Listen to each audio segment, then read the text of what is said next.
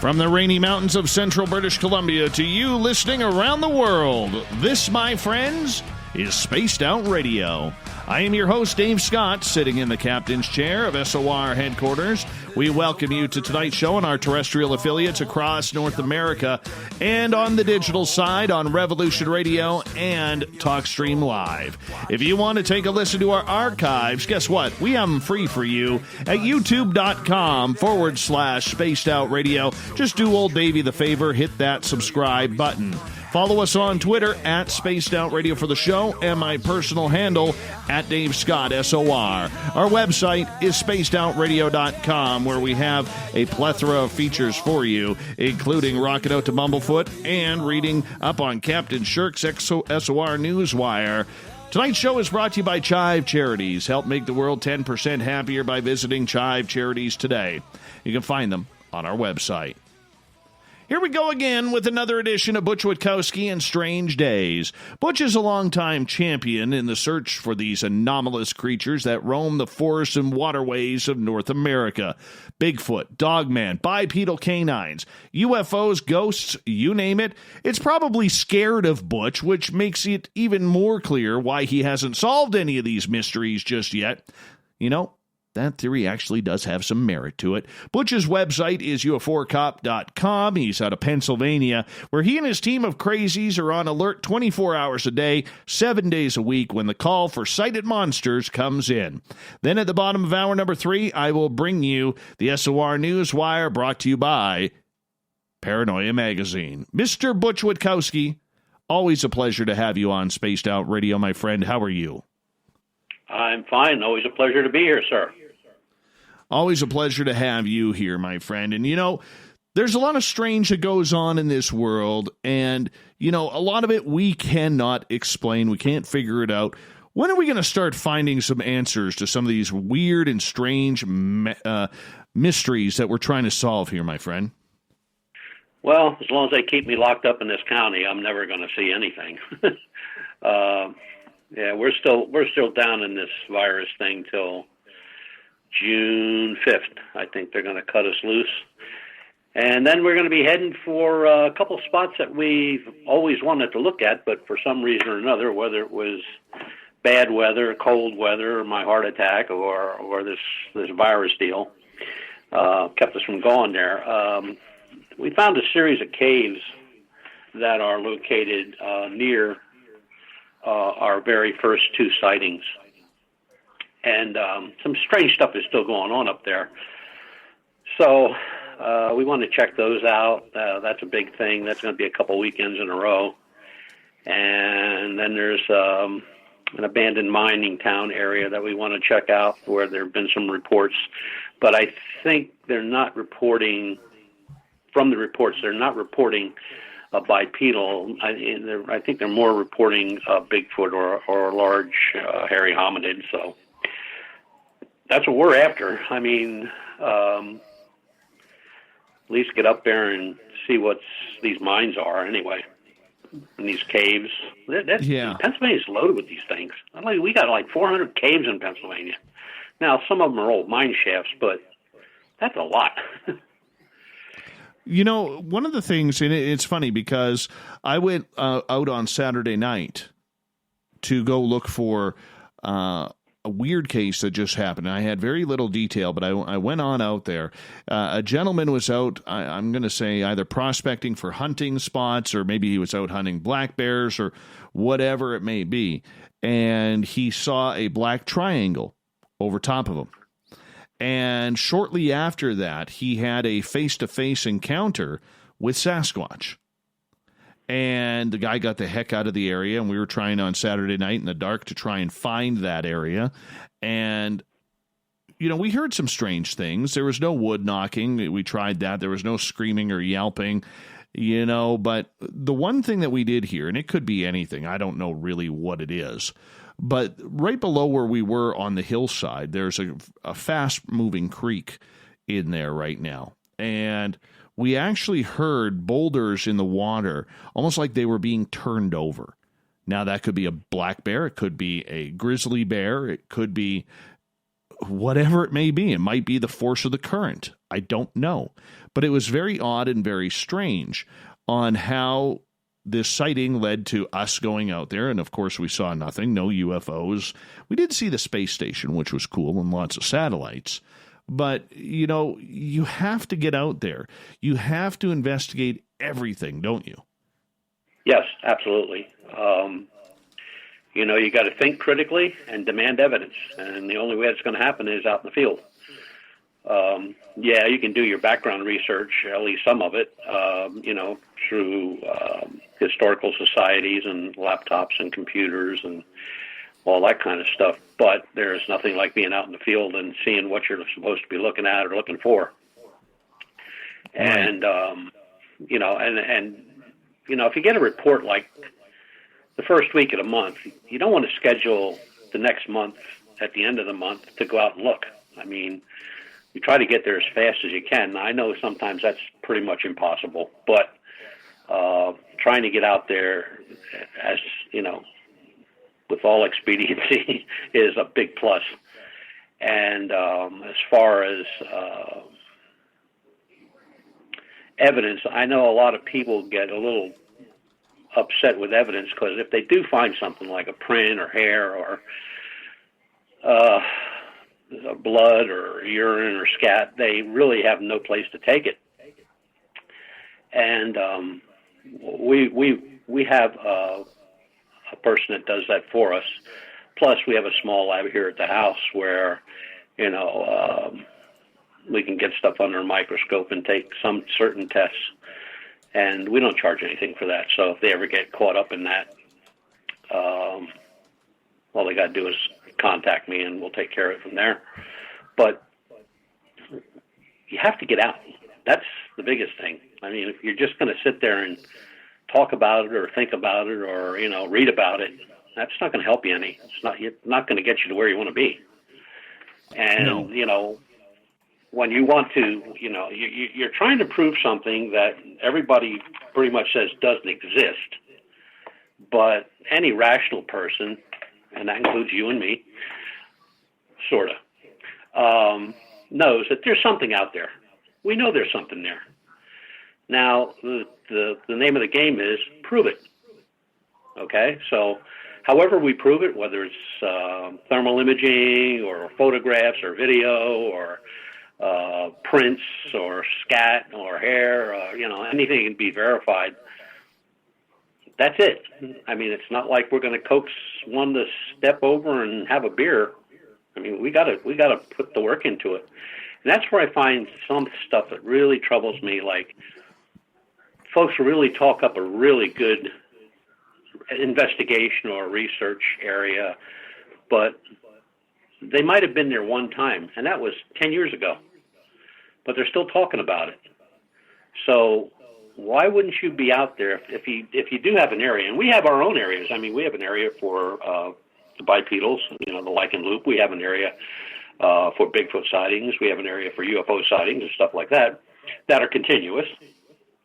And now, like I said, barring this past few months where I got shut down and we had some really rotten weather, I'm ready to go. I mean, all the equipment's been taken out, prepared, put back in trucks. It's all ready to go. We got a few new things to try, and just got to go out and try to get it done.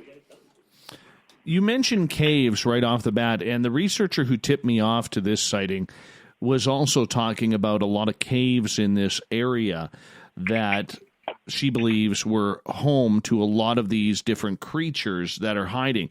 How important is it to try and figure out this cave system? Because if there's anywhere these creatures are hiding, especially when it comes to winter, they got to be finding shelter in some sort of cave system. Yeah, got cave system, abandoned mines, abandoned railroad stations that are all over our state anyway. And I'm sure there's a lot of old mining stuff up in your area too. But look, if they're supposed to be what people say they are, which is flesh and blood, then they must eat, they must drink, they must seek shelter. That's just the way it is. If there are families of whatever creature we're talking about, whether they have little ones or old ones. Somebody's taking care of them, and they're surely not, just taking them out and letting them stand under a tree in a snowstorm. So now, I did find out one thing. I found my state, and then I found that almost all the states in down here have lists of the mines and caves that are open to the public, and also they list the ones that are private property where you need to get some kind of permission to go in them, or they tell you that they're dangerous, they're closed down, or they had slides and stuff like that. But those lists are available in pretty much every state. Now, here in Pennsylvania, it's like 400. Now, some are old mine shafts, some are caves, natural caves. So it's just another thing to put into the toolbox, if you know what I mean. You got to get out there and look. Now, I'm not saying you're going to go into a cave and see Bigfoot or find a bipedal, but that's not what you're there for. You're looking for evidence. So if you can find a bed down area, or animals that have been eaten, bones, stuff like that, and people always say to me, "Well, what do you want to take a bone for?" Well, if you got a bone, you can check the bite radius, and the bite radius on a coyote or a dog or a bear is a lot different than a wolf. So you can make that comparison. It's just, you can set up camera traps. There's a lot of things you can do electronically, but the main thing is you got to get out there and do it. Just like, that information you got, you guys went right out after it. Now, the splashing of rocks, I mean, like you said, that could be anything. It could be a bear, it could be current. But take a lot of current to splash rocks. And I think a bear would get pretty bored after a little bit. How long did it last? Well, the funny part about it is it was intermittent. Okay, like it wasn't something that happened once and it was rolling and rolling and rolling. That I would put to current. I didn't even notice it at first. My outdoor guy, the guy who we take for protection out there, Little Marky Spender, otherwise known as Bazooka Joe, he actually was the one who noticed it. And he told us to pretty much shut up and just listen for a second, because he was actually hearing the rolling of the rocks, and it was intermittent. Like it wasn't just like a roll, roll, roll, roll, roll. It was like one big roll, no splashing, just one big roll, and then another, maybe a minute or two later, another big roll. Now that could easily be explained by a bear looking for rats, looking for mice, looking for rabbits, any sort of grubs that it could, or ants that it could eat. And hey, why not? Maybe fish that are tucked into the rocks by the creek, because the creeks are moving pretty fast around here. It could be anything. I mean, that to me is logical, and I realize I'm going to get ripped a new one for being logical on Twitter, because they don't like it when I do that. They prefer the woo. But, there's the reality to that. But it kept happening. And it happened for probably, we heard it for a good 10, 15 minutes. About every minute or two, we'd hear another one. Wow. Is that an area where there's been sightings of anything before? Yes. Yeah, we were about an hour and 15 minutes from any sort of civilization. Wow. See, oh yeah, we went way back there, my friend. Well, that's it's funny because people say that some folks, they say they don't go out because there's no place to go. Well, we're not British Columbia, but we have areas in this state that are just, the woods are so thick you can't even walk in them in the dark. Plus, we have two of the only out of four dark areas in the country. So it's the astrologists and star watchers, they're all over the place out there. But it's it's one of those things where, there's always somebody or something trying to tell you how to do it, but they don't do it. So I don't really pay a whole lot of attention to that. I always said the only time I ever bump into a researcher, it's at a conference. I never bump into them in the wooded areas. So I don't know. And I know some researchers don't share the information or tell people how to do it or what to do or what safety to take. But, and that's not good either. I mean, right. Like I've said that, I've always said it, we'll share anything we got, any information, any type of equipment they're looking for, or how to use it, or specific areas where there's been a lot of sightings over the years. And you have to share it. I mean, you can't keep that stuff a secret. Right. And like in that area where we were, okay, there is a group of grizzly bears. There's black bears, there's cougars, there's big moose. And where we were investigating on a downslope into a valley of two mountains with a very fast-moving creek at the bottom right now, because we got a lot of snow in the mountains this winter, which is always good. And so the creeks, have been, they're overbearing with water right now. And, in some areas of the flatlands, it is flooding up here. And we had to go through a little bit of that in order to get to that spot. But I mean, just the idea, though, like we are in the perfect area for something to happen. And this area has an old, it's now shut down. It's called the Old Hendricks Mine.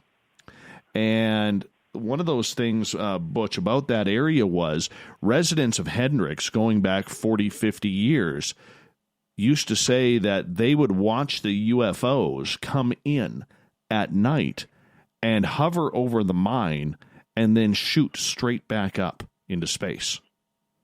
Now, I'm going to hold you right there. Out in a town called Brady, out in western Pennsylvania, there's an old, kind of remember it as being iron ore maybe. I might be wrong on that, but it was an old ore mine. And it was the reports out of there were almost identical to what you're talking about, where people would see only at night lights going, balls of light going into the mine or hovering above the mine, coming out of the mine and shooting straight up, or above the mine shooting straight up. So, I mean, that's a phenomena that I found in a couple reports over the years. So, that place would really bear watching.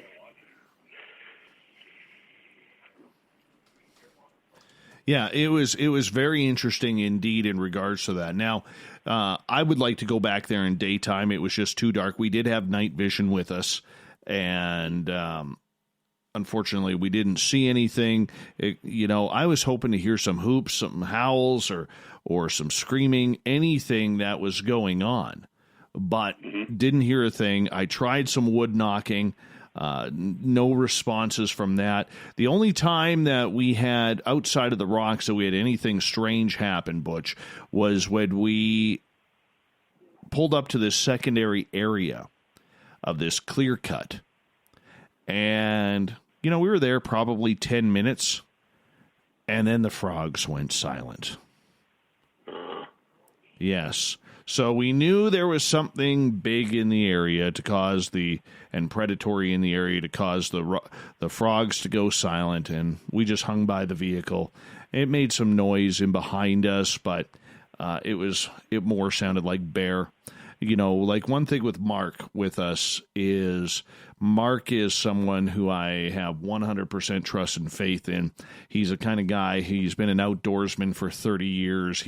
He's tracked a lot of animals, been a hunting guide, been a fishing guide, just one of those people you very much feel safe in the wilderness with. And he knows the sounds way better than I do. Way better than I do. I mean, for me, everything's either an alien or a Sasquatch when I'm out in the forest. I could see a cougar run right across the road and I'll say Sasquatch. That's the kind of guy I am. right? No, I'm being sarcastic a little bit, but I don't know anywhere close to what Mark knows about the wilderness. And when he says, it sounds like a bear in behind us, okay, fine.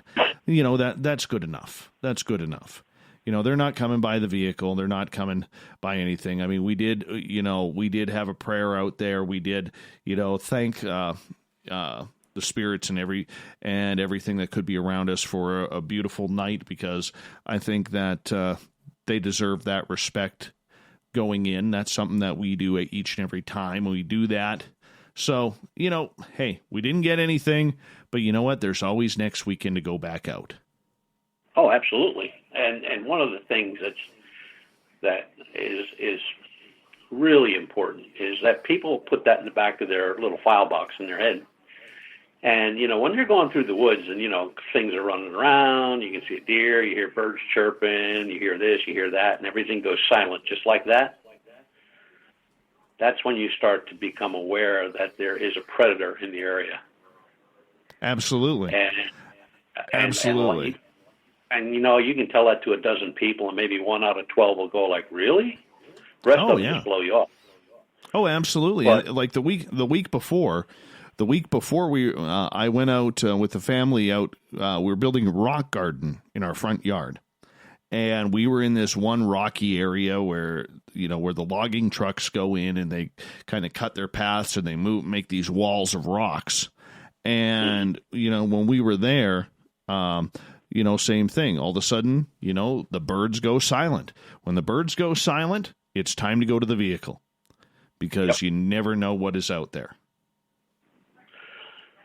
Yeah, and I mean, we've had enough deaths over the last year that have not been solved. So, like I said in the very beginning, there's something out there. What it is, we don't know. Where it's at, we don't know. And, the only way we're going to find out is just to keep looking, to get out there and look. And, I always tell people, don't go out by yourself. I mean, that's kind of crazy. I mean, a group of 2 or 3 and, have contingency plans, like you said, back to the truck. But, you have to. Oh, yeah. I said to one guy one time, he wanted to say what kind of equipment. So I sent him a list of equipment, and on the list I had a cell phone. He said, "What the hell do I need a cell phone for?" I said, "Well, if you fall and break your leg out in the middle of the woods by yourself, at least you can call an ambulance." Oh, I guess. Not where we go. Not where we go. No, I don't think so. No, they're going to need a helicopter for you.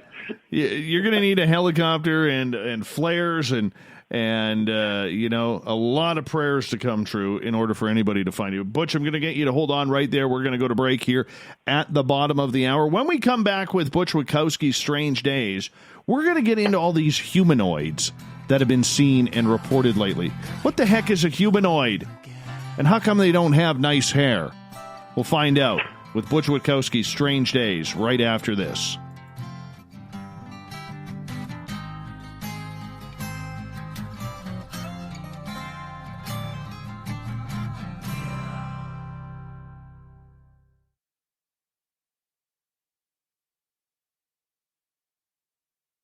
Hey, space travelers, this is John Resig, founder of the Chive and Chive Charities. If you know anything about our website, you know we like to do things a little differently.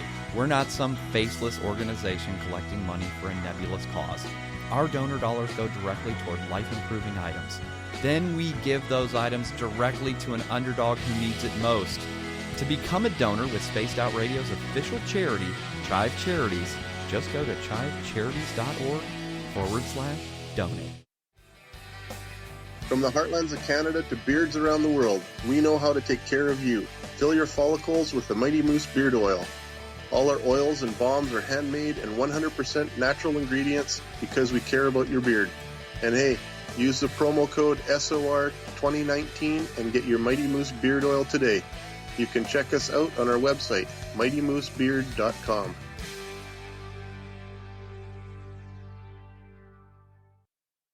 Hello, this is your guitar man, Ron Bumblefoot Thal, and I have to tell you, I love the response I get for Little Brother is Watching from Spaced Out Radio fans. It's amazing how music can inspire and make people think deeper about what's going on in the supernatural world. You can head over to my website, bumblefoot.com, to check out my music, my guitar workshops, my touring, even check out some of the hot sauces that I'm working on. And make sure you keep on listening, because with Spaced Out Radio, you know little brother is watching. We're adding to the entertainment online for Spaced Out Radio. I'm Amber Beckard, and I want to invite you to subscribe to our YouTube channel and check out Cryptid Tales, where I will take you on a journey into some of the strangest legends and lore from around the world, relaying the stories to you of the strange creatures and experiences that people have had throughout time. You can find Cryptid Tales at youtube.com/Spaced Out Radio. And while you're there, don't forget to check out our free archives and leave a comment. See you there.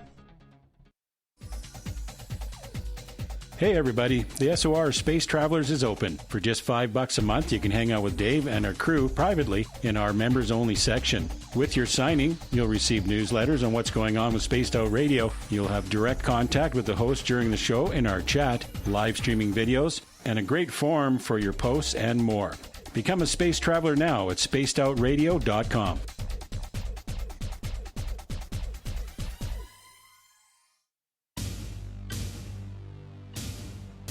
You wanted new SOR gear, and now you can have it. The SOR Vault is fully stocked with t-shirts, hats, hoodies, mugs, and everything in between, with great logos for you to choose from. So head on over to spacedoutradio.com, click on the SOR Vault, and go shopping.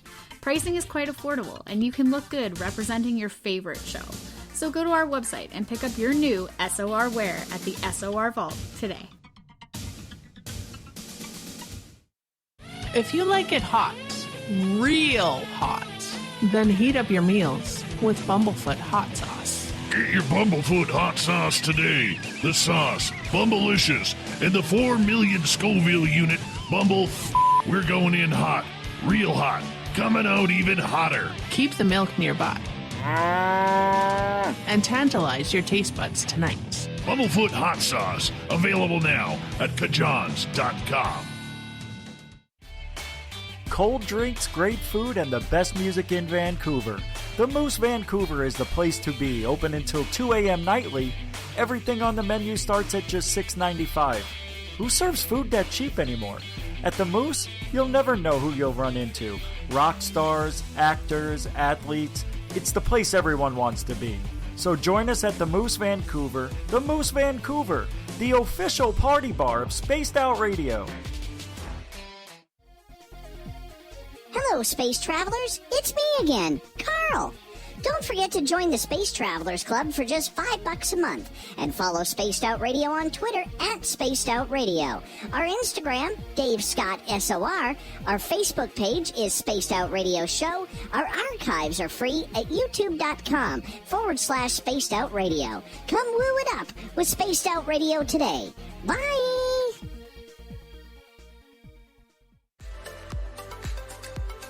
Are you looking for great advertising value for your company? Look no further than Spaced Out Radio. We have a multitude of places to get your name out there, including commercial ads during the show, special promotions, and banners on our website. Our audience is proven to support the companies that support our show. We can make your budget work for you. So for more information, please contact us at sales@spacedoutradio.com. At spacedoutradio.com, we are keeping you up to date on all the news with the SOR Newswire. Captain Shirk leads the team that is bringing you the news of the day and exclusive stories on everything paranormal and supernatural. It's free to read, it's updated daily, and it's right there for you. The SOR Newswire is a one-stop shop for the news of the day. Check it out at spacedoutradio.com today.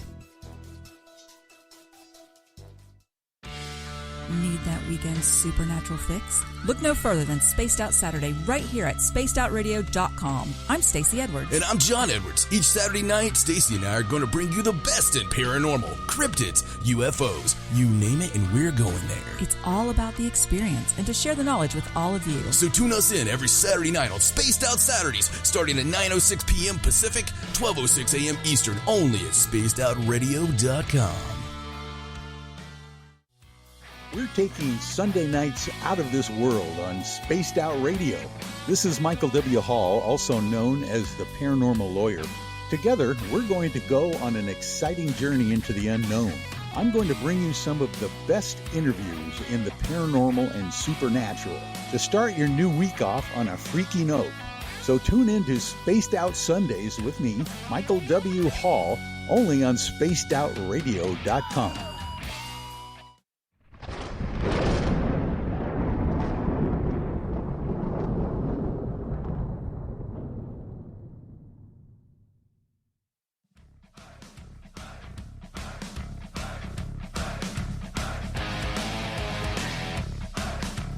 Welcome back to the second half hour of Spaced Out Radio. Tonight, I am your host, Dave Scott, sitting in the captain's chair of SOR headquarters. Thank you so much for joining us. Really appreciate you taking the time to be with us. That's always nice, you spending your time with us. Thank you. Appreciate that. Hey, I want to remind all of you that you can check out our free archives by going to youtube.com/Spaced Out Radio. Do me the favor, hit that subscribe button. Our website is spacedoutradio.com, where we have a plethora of features for you, including rocking out to Bumblefoot and reading up on Captain Shirk's SOR Newswire. And, of course, follow us on Twitter at Spaced Out Radio for the show, and my personal handle at Dave Scott SOR. Tonight we are talking with Butch Witkowski. He's from UFOcomp.com. Butch comes in at the end of every month to kind of hang out and tell us about the monster stories that he has been reading up on, researching, and getting reports from. Lately, Butch and his good buddy Lon Strickler have been dealing a lot with these strange humanoid-type creatures. Butch, what's a humanoid? Well, a humanoid really is any life form, natural or artificial, similar to that of a human being, has enough common characteristics with humans, like external appearance, but very superficial on that level. The humanoids that are being seen have been in a number of shapes and sizes,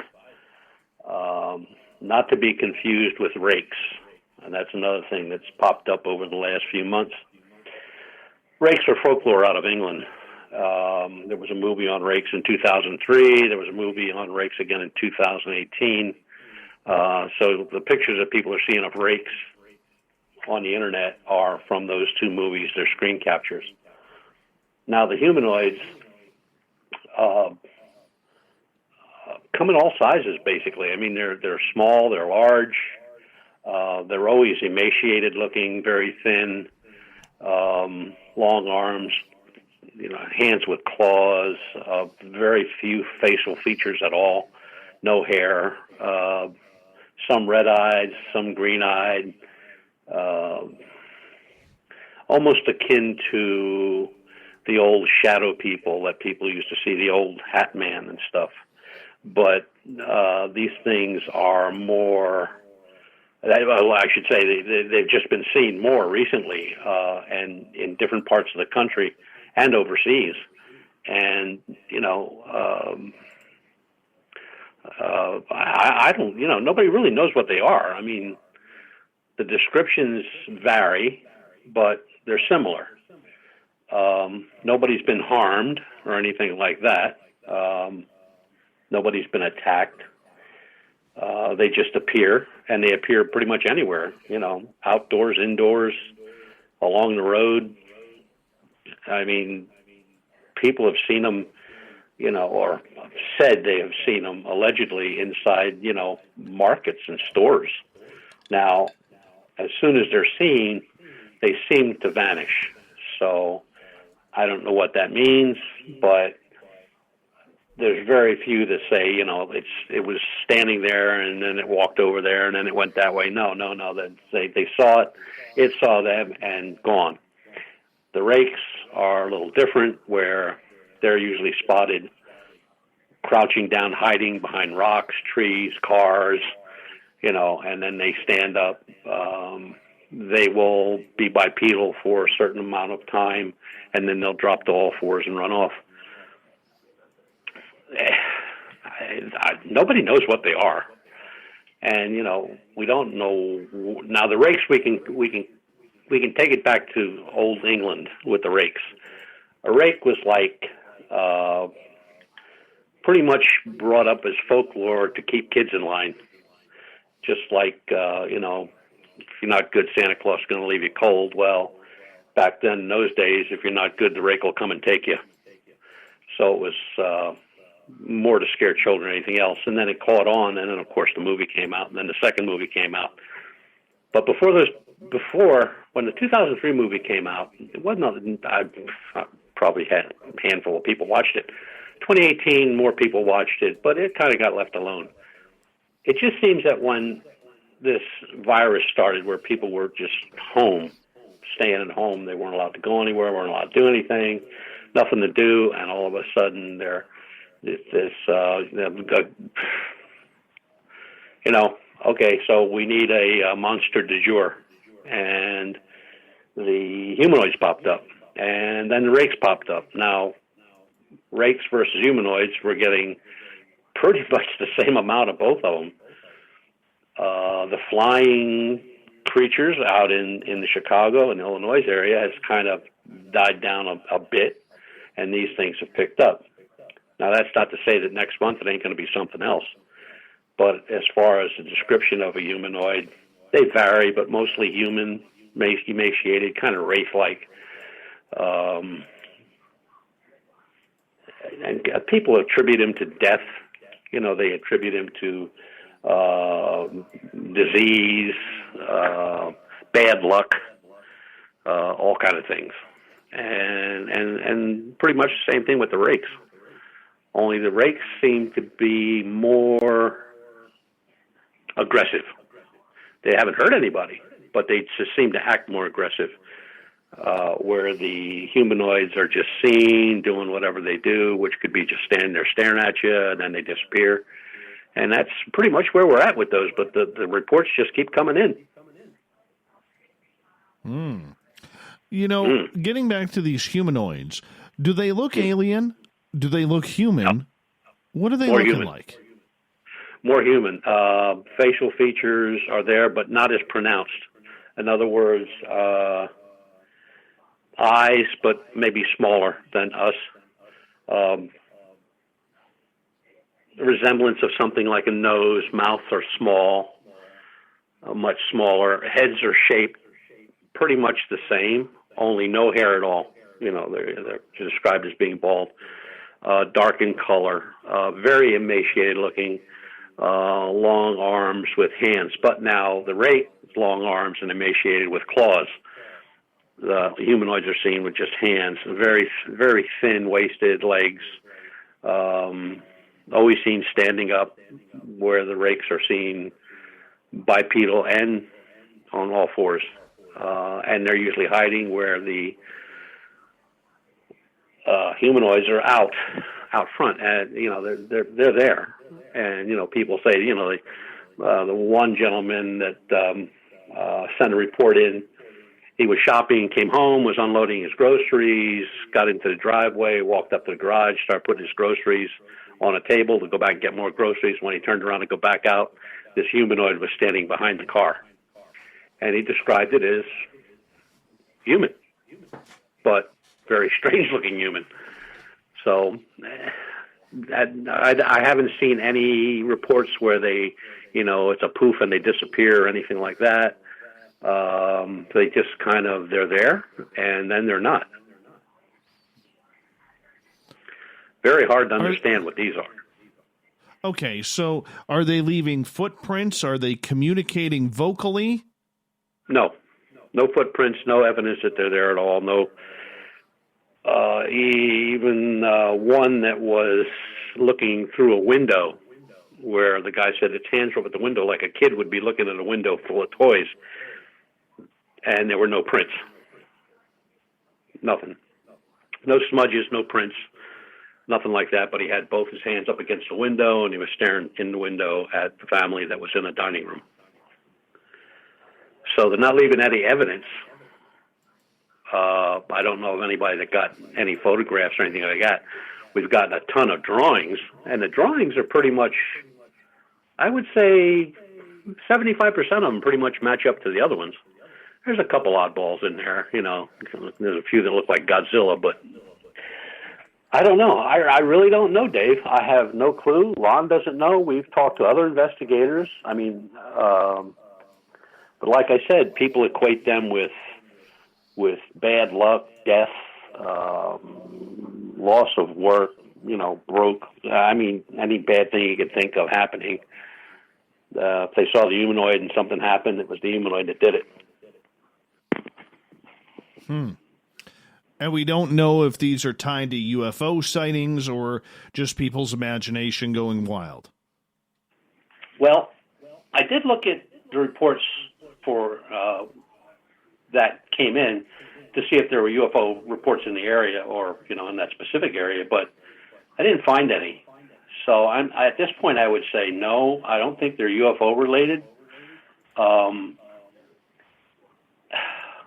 This sounds dumb, but people are home, they're alone, they have nothing to do, no place to go, they're bored, and they just throw something out there to get something moving, to get something exciting happening.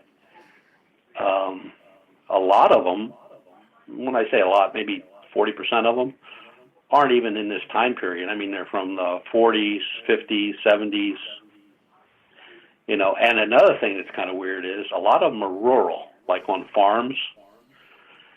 And I don't remember seeing any that were like in the city, like none were seen in Manhattan, but they were seen all over the cornfields and, wherever, Illinois or Indiana. So, I don't think that people are being malicious with it. I think it's kind of like something to do, something to follow up on or to get guys like me or you excited. But the rakes, I am attributing the rakes to the movie because the movie was just shown not too awful long ago, the 2018 movie, and all the pictures that we're receiving are screenshots from the movies. Every one of them. The one that started, we had a rake back 4 years ago maybe in upstate Pennsylvania, and a researcher up there pulled it right off and said, hey, wait. He pulled a screenshot from the video and he said, here it is. So that they're out there. I mean, if you punch up rake and look at the images are pretty much exactly the same because they're the same image. Just some are standing, some are crawling, some are hiding behind trees, rocks, whatever. But that was the movie. That was what the movie was. Now, Bigfoot reports, they're on the rise again, which, I thought they'd die down a little bit because, people aren't out in the woods. Everybody's home. But they're not in areas that, how should I say, are locked down. We're seeing more in the southwestern area, reports, East Texas,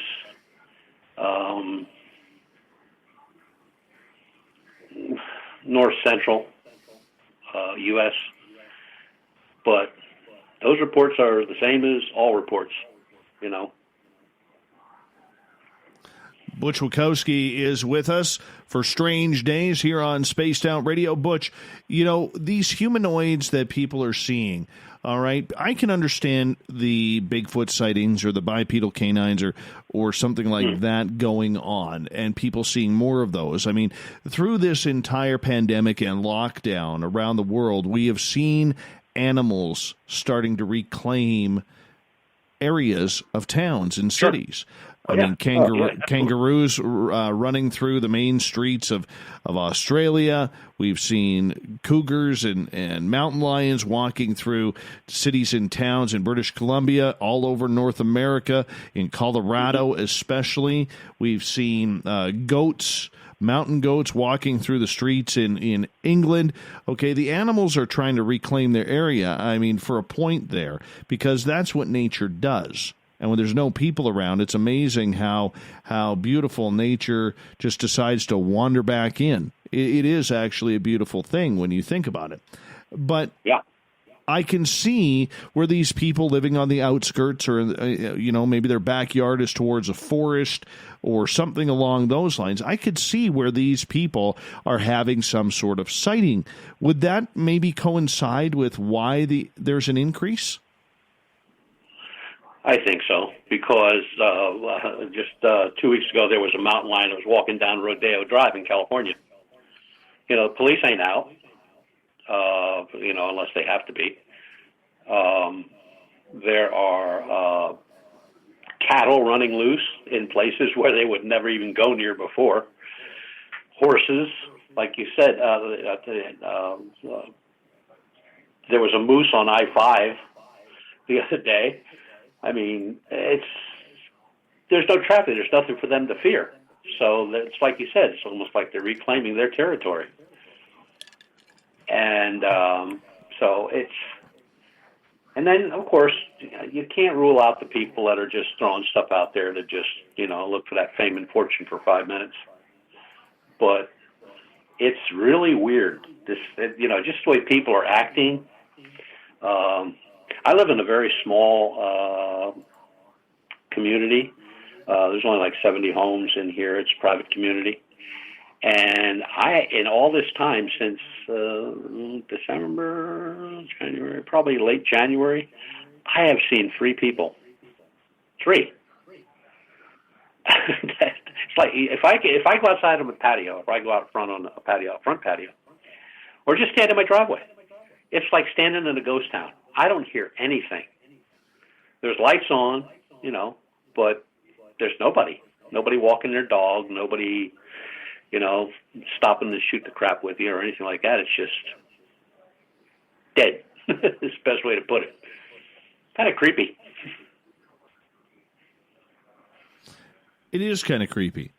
And, you know, I think as we start getting a little bit more loose on going where we want to go, out in the forest, out in the wilderness, wherever it may be, do you believe these encounters are going to continue to rise?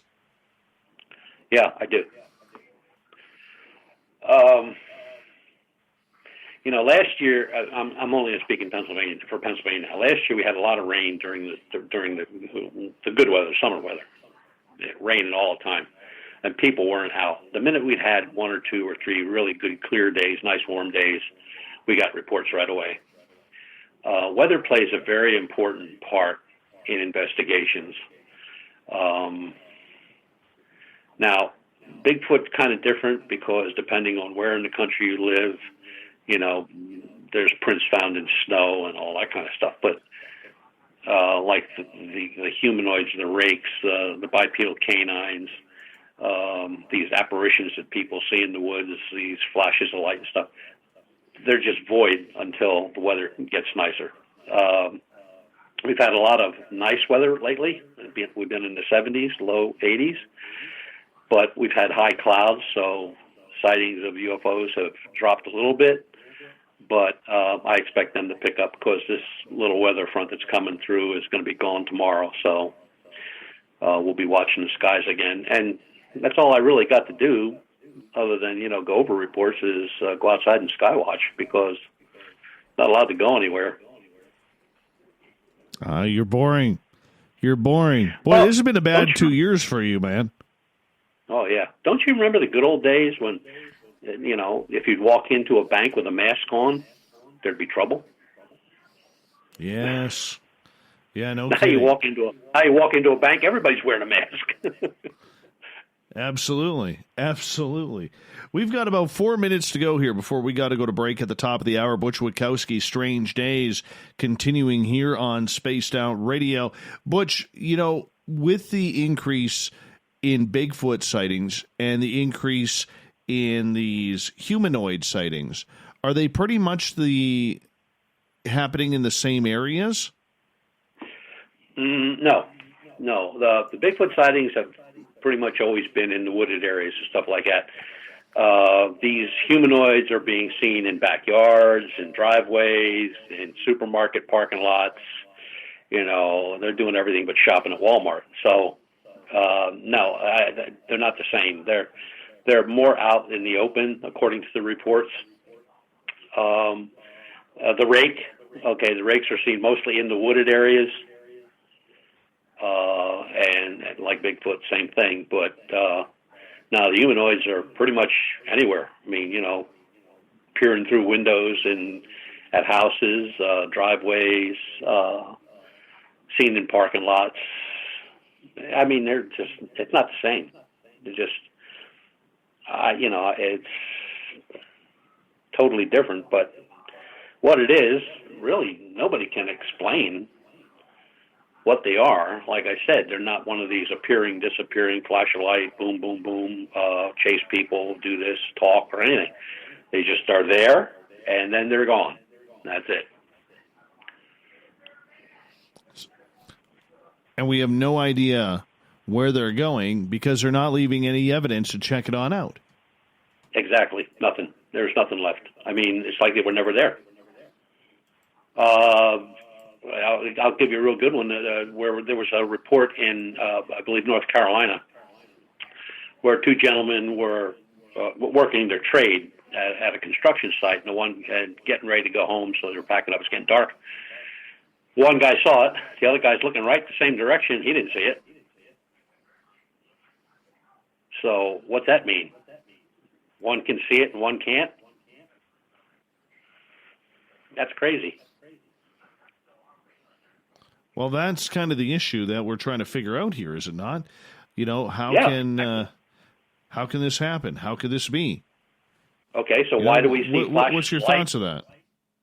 Well, that throws the conundrum back to Bigfoot, where there's flashes of light, Bigfoot appears, flash of light in the woods, Bigfoot disappears. What's the flash of light? Where's that? What's that mean? Is that, are we talking the famous interdimensional theory, or is it some trick of the mind or your eye? I don't know. It's just I've never seen it. Nobody's ever photographed it. So, you're really taking somebody's word that, they were walking through the woods on a trail. There was a bright flash of light. They saw a Bigfoot. There was another bright flash of light, and he disappeared. So where does it take us? I have no idea. I've come to the conclusion, Dave, that we could investigate this till the cows come home. We may get a little closer, but getting to a very bottom line answer, it's going to take a hell of a lot more researchers out there, a lot more. And right now they're thinning down. And a lot of these guys are getting out of it. They're up in age, they're packing it in. They don't even do the conference route anymore. Not you, though. Not you, though. No, sir. No. There's a lot of crankiness that has to spew out of Butch Witkowski before we can actually have that happen. Here's how this works. If you find me dead in the gymnasium, it was murder. If you find me out in the trail, it was a bipedal. Makes high-quality sense, my friend. Makes high-quality sense. We're going to go to break here at the top of the hour. 1 hour down, 2 hours to go. Butch Witkowski's Strange Days happens the end of every month. We absolutely love it when Butch comes on. I know you do, too, because I get to see the numbers of this show, and it's always very impressive to see how many of you love listening to Mr. Witkowski. UFOrcop.com is the website. UFOrcop.com is his website. We'll continue with the strange stories coming up right after this on Spaced Out Radio.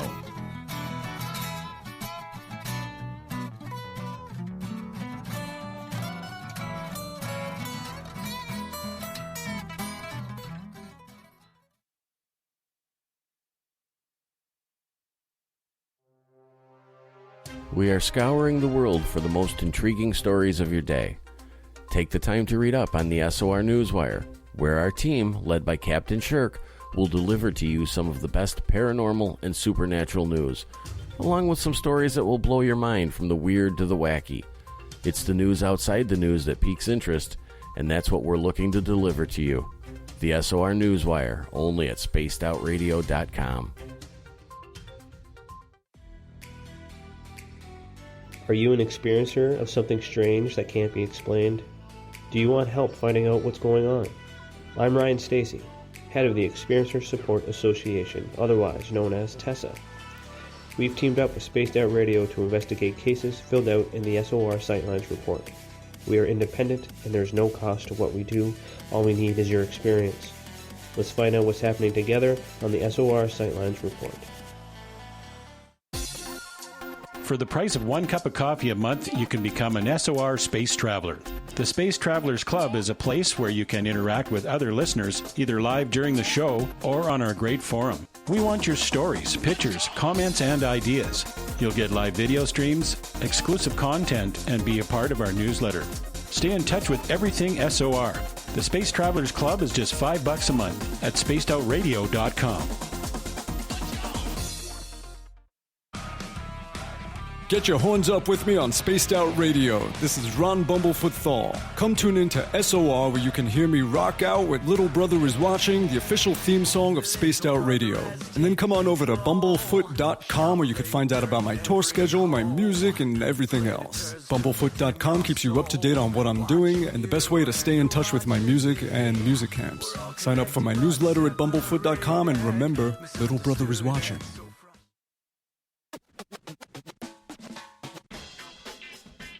The SOR Vault is open for business, and do we have some cool swag for you to pick up? All you have to do is head over to our website and click on the SOR Vault. You have a variety of cool logos to choose from, and put them on anything you want. T-shirts, hoodies, hats, coffee mugs, you name it, we can get it to you. So do your shopping by supporting the store you love. Get your Spaced Out Radio swag at the SOR Vault today.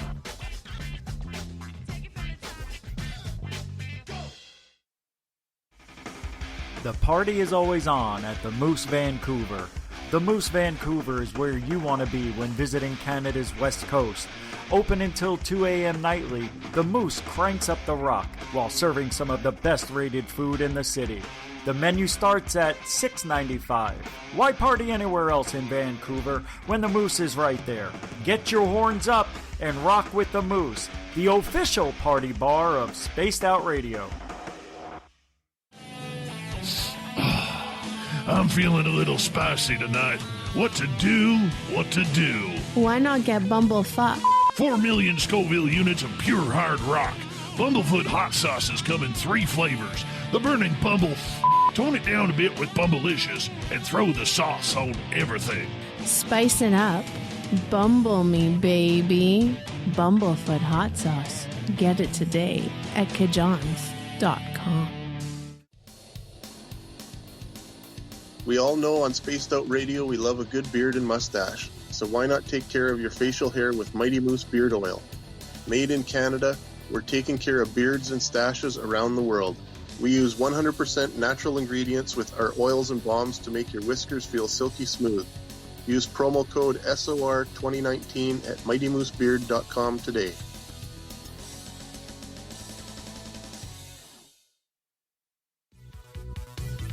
Hello, Space Travelers. It's me again, Carl. Don't forget to join the Space Travelers Club for just $5 a month and follow Spaced Out Radio on Twitter at Spaced Out Radio. Our Instagram, Dave Scott SOR.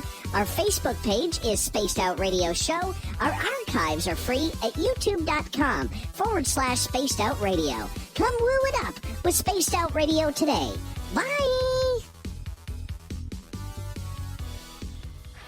Hi there, this is the paranormal lawyer Michael W. Hall. I'd like to invite you to listen in each Sunday night where we're going to open up your eyes to everything strange and paranormal. I will be hosting some great guests with topics that affect us all, such as UFOs, ghosts, and everything paranormal. Let's learn together on Spaced Out Radio Sunday with myself, Michael W. Hall, the paranormal lawyer at spacedoutradio.com. Looking for creative ways to get your company out in the public? How about advertising on Spaced Out Radio? Our sales department is waiting to hear from you, and we can work around any budget. From commercial spots to banners to special promotions, there are many opportunities to get your name and product out to our SOR listeners. For a price guide and more information, please contact us at sales@spacedoutradio.com. Are you intrigued by Paranormal Talk Radio? You'll love the new Paranormal Radio app from TalkStream Live. You'll find a great selection of talk shows covering UFOs, ghosts, strange phenomena, and much more. Download the Paranormal Radio app now and start listening to the very best in paranormal talk entertainment, including the network you're listening to right now, the Paranormal Radio app, free in Google Play and the iOS App Store. Hey everyone, I'm John Edwards. And I'm Stacey Edwards. Together we're taking over Saturday nights on Spaced Out Radio, where we're going to bring our own experiences of the paranormal and talk to the best people we can find to help bring you answers to your strange tales. We're here to entertain your need for weekend woo! So tune us in at spacedoutradio.com starting at 9:06 Pacific, 12:06 a.m. Eastern, where we can all get a little spooky together. Spaced Out Saturday nights right here at spacedoutradio.com. Hi, this is Amber Beckrud, and I want to invite you to subscribe to our YouTube channel where we store all of the SOR show archives for free. And as an added bonus, every 2 weeks I'm posting brand new content on Cryptid Tales, where I will get into some of the spookier legends and folklore from around the world and tell the stories that go with them. Find us at youtube.com/spacedoutradio and check out Cryptid Tales today. Drop a comment and let me know what you want to hear. See you there.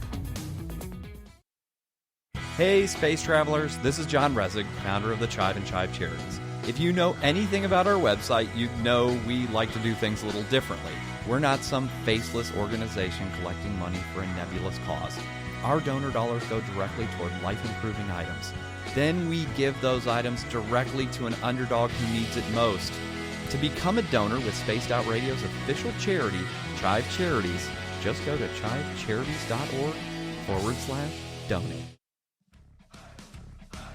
You're listening to Spaced Out Radio with Dave Scott. Follow Dave on Twitter at Spaced Out Radio and on Facebook, Spaced Out Radio Show. Welcome back to hour number 2 of Spaced Out Radio tonight. I am your host, Dave Scott. Thank you so much for joining us. Really appreciate you all taking the time to hang on out and be one with Team SOR. We welcome back everyone listening in on our terrestrial affiliates across North America and on the digital side on TalkStream Live and Revolution Radio. Remember, you can check out all of our archives for free at youtube.com/Spaced Out Radio. Just do me the favor. Hit that subscribe button. And the Desert Clam has set the password for tonight in the SOR Space Travelers Club. Abesius. Abesius is your password. Use it wisely, Space Travelers, as the Clam sets the password each and every night right here on Spaced Out Radio. Our website, spacedoutradio.com, where we have a plethora of features for you, including rocking out to Bumblefoot and reading up on Captain Shirk's SOR Newswire. As well, follow us on Twitter at Spaced Out Radio for the show, and my personal handle at Dave Scott SOR. Butch Witkowski's Strange Days happens at the end of every month, where we hang out, talk all things monsters and cryptids, because that's what we love to do around here. Butch's website, UFOcop.com. Butch, welcome back to the show. Good to be back. Are you noticing with all of these recent and rash sightings of humanoids, of Bigfoot, Dogman, bipedal canines, how's the UFO sightings going along with all of this as well? And do you believe there's any correlation? Haven't been able to put anything together that way, but the UFO sightings they've been steadily going up over the last months. I mean, even in the wintertime when we had some really clear nights, there were sighting reports. Mostly, again, triangles and orbs. They just seem to be the top numbers as far as that goes. I would say triangles more than orbs.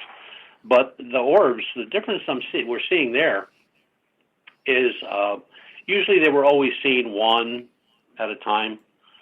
Now they're groups, 2, 3, 4, 6, 8.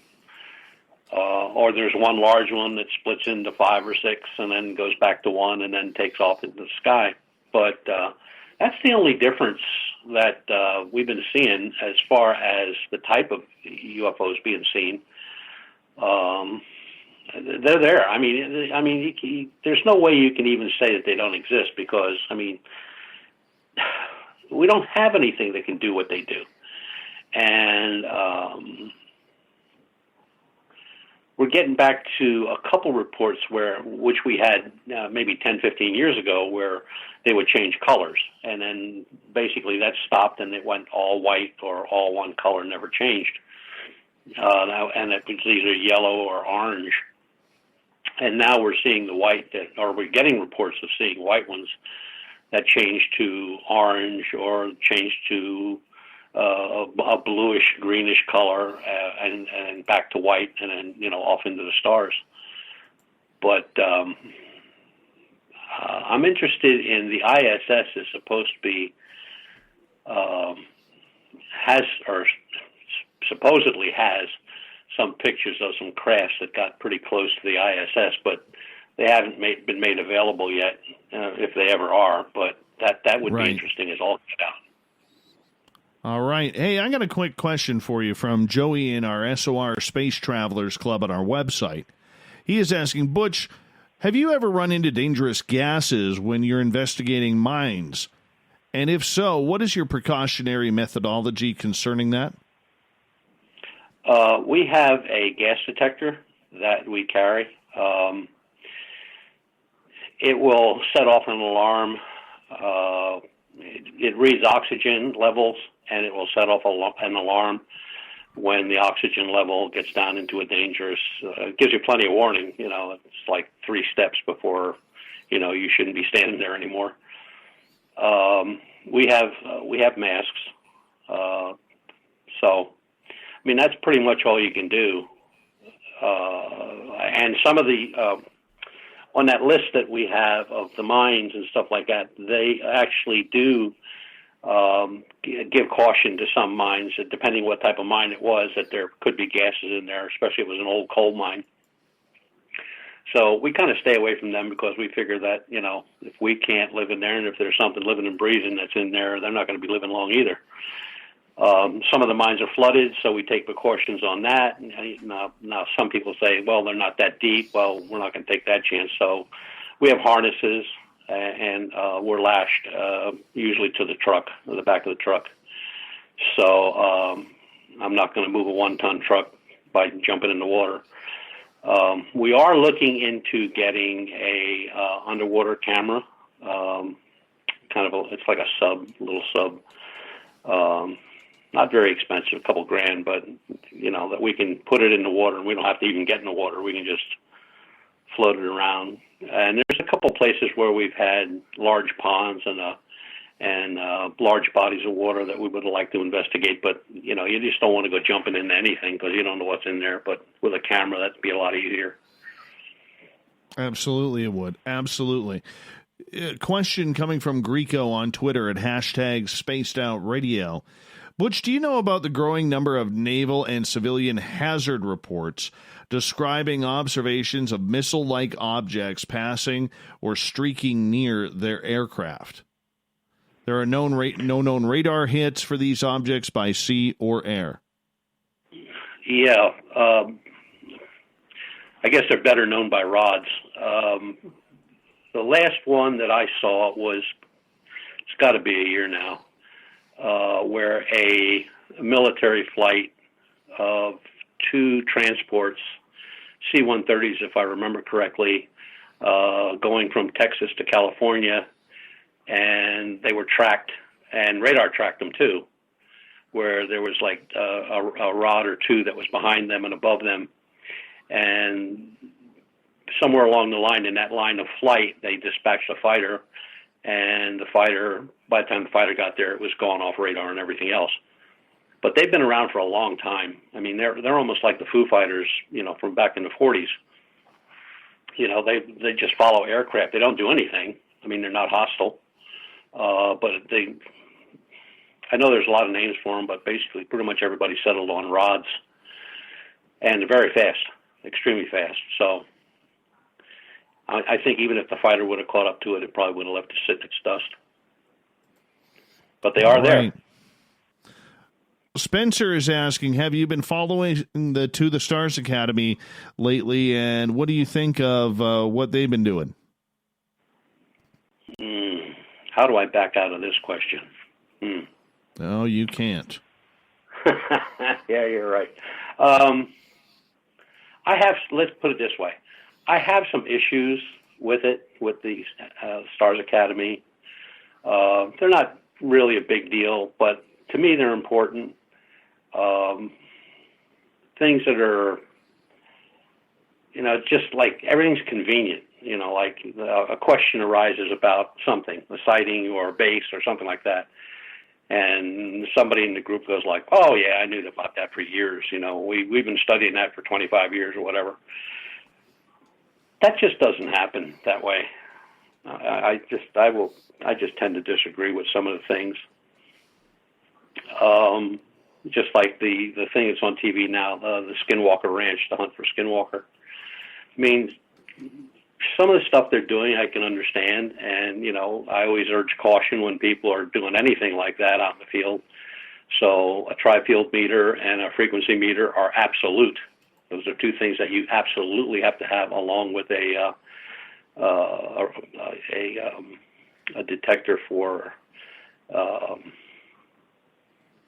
anything nuclear or anything that's not quite kosher, could hurt you.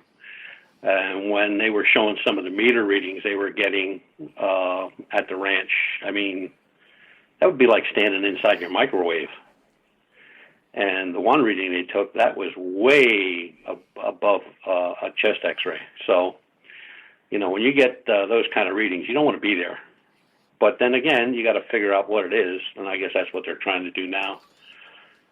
I missed it, so I don't know where they're at with their investigation. But it's good, to, and those types of equipment, that type of equipment isn't expensive, really. It's really not. I mean, all three pieces of those equipment would be probably under $600 for all three pieces, brand new, and you could probably get them used on eBay. But a tri-field meter and an RF meter, radiation detector. That's three things you always want to have with you when you're doing that kind of stuff, because you don't know. You don't know. I mean, you don't want to walk into some place where the radiation is that high. The one guy, I believe, got radiation burns just by looking into a well. And then they checked it a few days later, and there was no radiation there, but he got radiation burns. So you can get burned and not even know it. You'll know it the next day, but that's something you don't want to mess around with. You just don't want to mess around with it. And if you're going to do caving, if you're going to go in places where you think there could be noxious gases, like an old mine or anything like that, you definitely want a gas detector. They're not very expensive at all. I think we got one of the best ones they made at the time. We have it now about 6 or 7 years. Works off of batteries. It'll test the air before you do anything, so it sets itself. Like if you're outside before you go in, it'll test and give you a green light that oxygen level is where it's supposed to be, and it senses that the oxygen level is at a point where you should be watchful of the meter.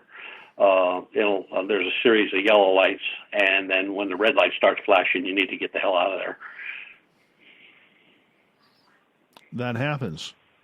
Mm-hmm. It completely happens. It does. Yes, all it right, does.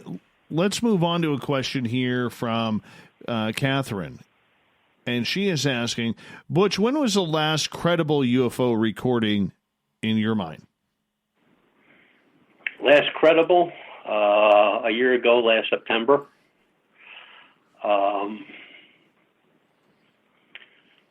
I was the witness. I was on my front porch here at the new house, and it was a beautiful, clear night. I mean, absolutely clear. You could see forever. And I was just staring up the sky like I normally do. And I watched something zigzag out of the north and head east, and at an unbelievable speed. And the area it covered, I mean, from horizon to horizon, it was only a matter of like maybe less than 6-8 seconds. It dropped in altitude. It picked up in altitude. It was a very bright, glowing. When I first looked at it, it almost looked goldish colored, but there was a good-sized moon out, so I'm assuming that the moon was, there was some reflection there of some type. But once it got past that area, and I have a wide view down here, I have no light pollution. It was just a bright white, and it wasn't even an orb. It was more elongated, and it was very good sighting, and I recorded it. So I got her.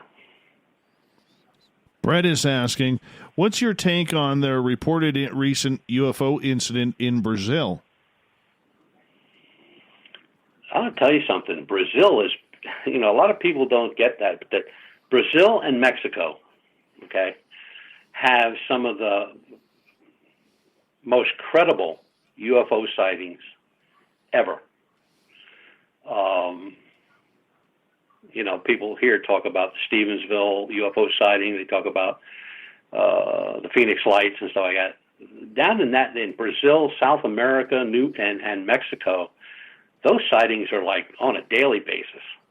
I don't know why or what's going on down there, but if you look at an overhead, a Google Earth overhead, the pro version of the sighting, and mark the sighting, pin the sighting on the map, and then go to the closest Inca town, Inca village, Inca whatever city, it's always near, very near, always close. Machu Picchu, same thing. UFO sightings, you pin it and go there, and you'll see it. I mean, they're just, why, It's just like Egypt's the same way. A lot of sightings in Egypt are in the Valley of the Kings and the Great Pyramids. The connection, I know there's a lot of people who say there's a connection, and there could be. But, when these things are tracked and they're mapped, and, you have a longitude and latitude to go to, it's always good to just check Google Earth and see exactly where that thing was and what's close by. Makes sense. Mm-hmm. I want to ask you, in regards to a lot of these big time UFO sightings, why don't we have the next Phoenix Lights? Where is the next Roswell? Are these being swept under the carpet, or have the aliens just learned how to fly better?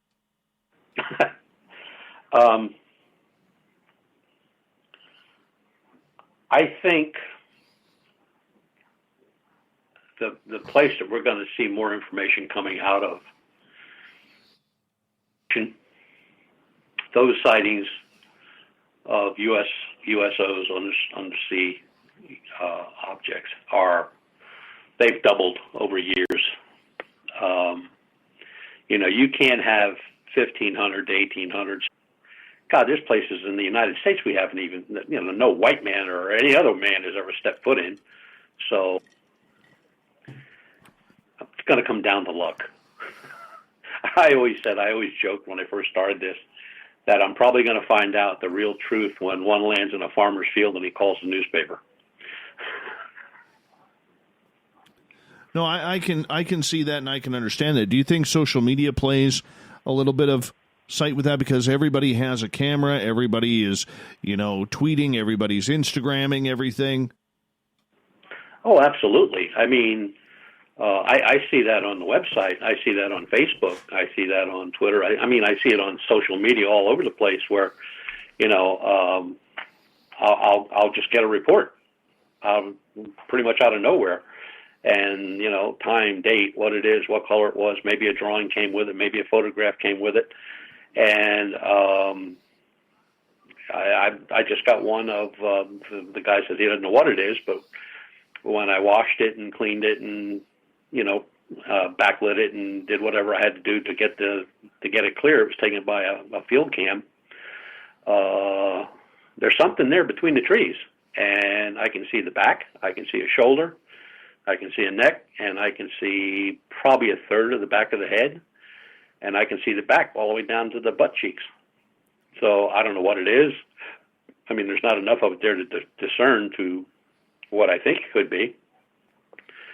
But the guy said he wanted to know if he should keep the camera up or take the camera down. I said, no, go buy another camera, put one in the other direction. But so, well, hey, whatever works. Yeah, and, this stuff never happened before. I mean, to get reports before, they went to like a UFO clearinghouse or Peter Davenport's site, and they never got shared. They were just put on the internet. So if you wanted to find out what was going on, you had to go to those sites and, pile through all that stuff to see what was what.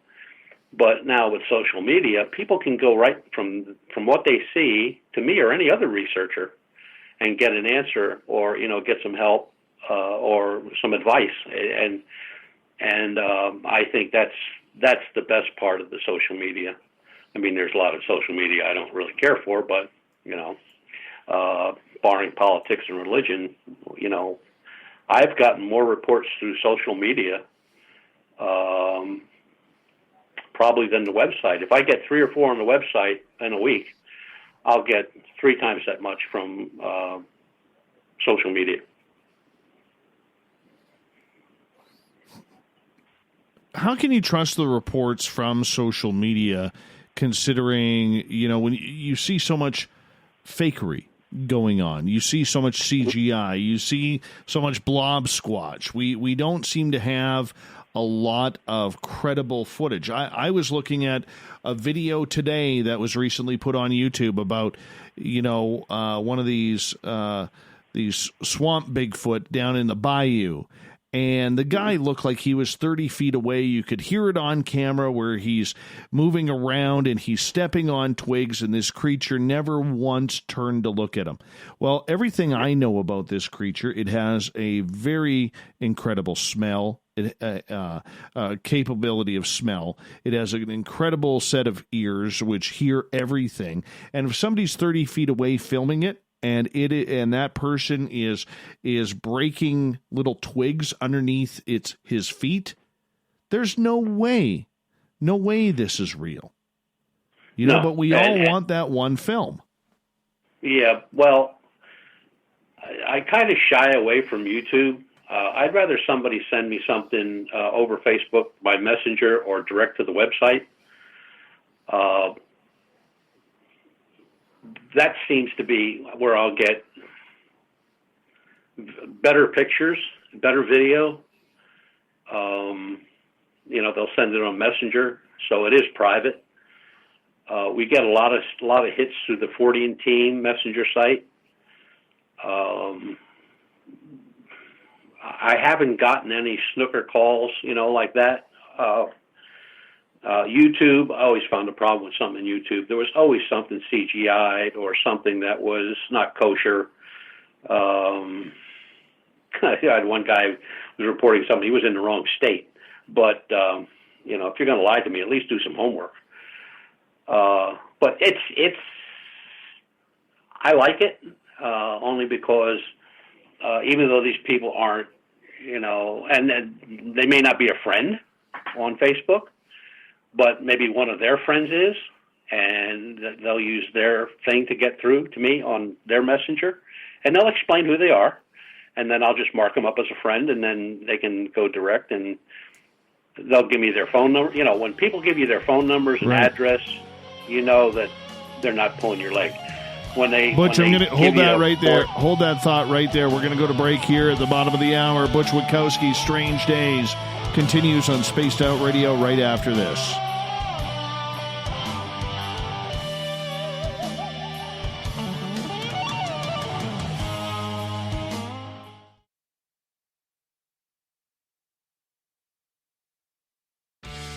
Need that weekend supernatural fix? Look no further than Spaced Out Saturday right here at spacedoutradio.com. I'm Stacey Edwards. And I'm John Edwards. Each Saturday night, Stacey and I are going to bring you the best in paranormal, cryptids, UFOs, you name it, and we're going there. It's all about the experience and to share the knowledge with all of you. So tune us in every Saturday night on Spaced Out Saturdays, starting at 9:06 p.m. Pacific, 12:06 a.m. Eastern, only at spacedoutradio.com.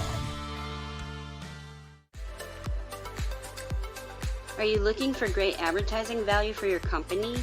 Look no further than Spaced Out Radio. We have a multitude of places to get your name out there, including commercial ads during the show, special promotions, and banners on our website. Our audience is proven to support the companies that support our show. We can make your budget work for you. So for more information, please contact us at sales@spacedoutradio.com.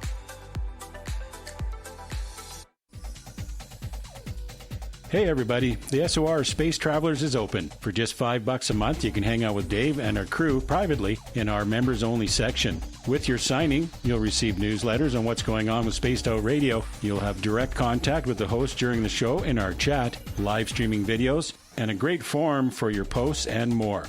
Become a space traveler now at spacedoutradio.com.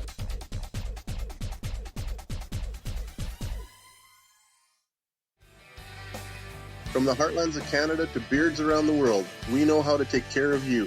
Fill your follicles with the Mighty Moose Beard Oil. All our oils and balms are handmade and 100% natural ingredients because we care about your beard. And hey, use the promo code SOR2019 and get your Mighty Moose Beard Oil today. You can check us out on our website, mightymoosebeard.com.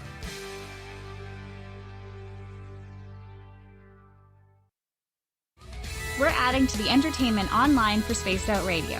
I'm Amber Beckrud, and I want to invite you to subscribe to our YouTube channel and check out Cryptid Tales, where I will take you on a journey into some of the strangest legends and lore from around the world, relaying the stories to you of the strange creatures and experiences that people have had throughout time. You can find Cryptid Tales at youtube.com/Spaced Out Radio, and while you're there, don't forget to check out our free archives and leave a comment. See you there. Cold drinks, great food, and the best music in Vancouver. The Moose Vancouver is the place to be, open until 2 a.m. nightly. Everything on the menu starts at just $6.95. Who serves food that cheap anymore? At the Moose, you'll never know who you'll run into. Rock stars, actors, athletes. It's the place everyone wants to be. So join us at the Moose Vancouver, the official party bar of Spaced Out Radio. Hello, space travelers. It's me again, Carl. Don't forget to join the Space Travelers Club for just $5 a month and follow Spaced Out Radio on Twitter at Spaced Out Radio. Our Instagram, Dave Scott SOR. Our Facebook page is Spaced Out Radio Show. Our archives are free at youtube.com/Spaced Out Radio. Come woo it up with Spaced Out Radio today. Bye! Hey, space travelers, this is John Resig, founder of the Chive and Chive Charities. If you know anything about our website, you know we like to do things a little differently. We're not some faceless organization collecting money for a nebulous cause. Our donor dollars go directly toward life-improving items. Then we give those items directly to an underdog who needs it most. To become a donor with Spaced Out Radio's official charity, Chive Charities, just go to chivecharities.org/donate. Hello, this is your guitar man, Ron Bumblefoot Thal, and I have to tell you, I love the response I get for Little Brother is Watching from Spaced Out Radio fans. It's amazing how music can inspire and make people think deeper about what's going on in the supernatural world. You can head over to my website, bumblefoot.com, to check out my music, my guitar workshops, my touring, even check out some of the hot sauces that I'm working on. And make sure you keep on listening, because with Spaced Out Radio, you know Little Brother is watching. At spacedoutradio.com, we are keeping you up to date on all the news with the SOR Newswire. Captain Shirk leads the team that is bringing you the news of the day and exclusive stories on everything paranormal and supernatural. It's free to read, it's updated daily, and it's right there for you. The SOR Newswire is a one-stop shop for the news of the day. Check it out at spacedoutradio.com today.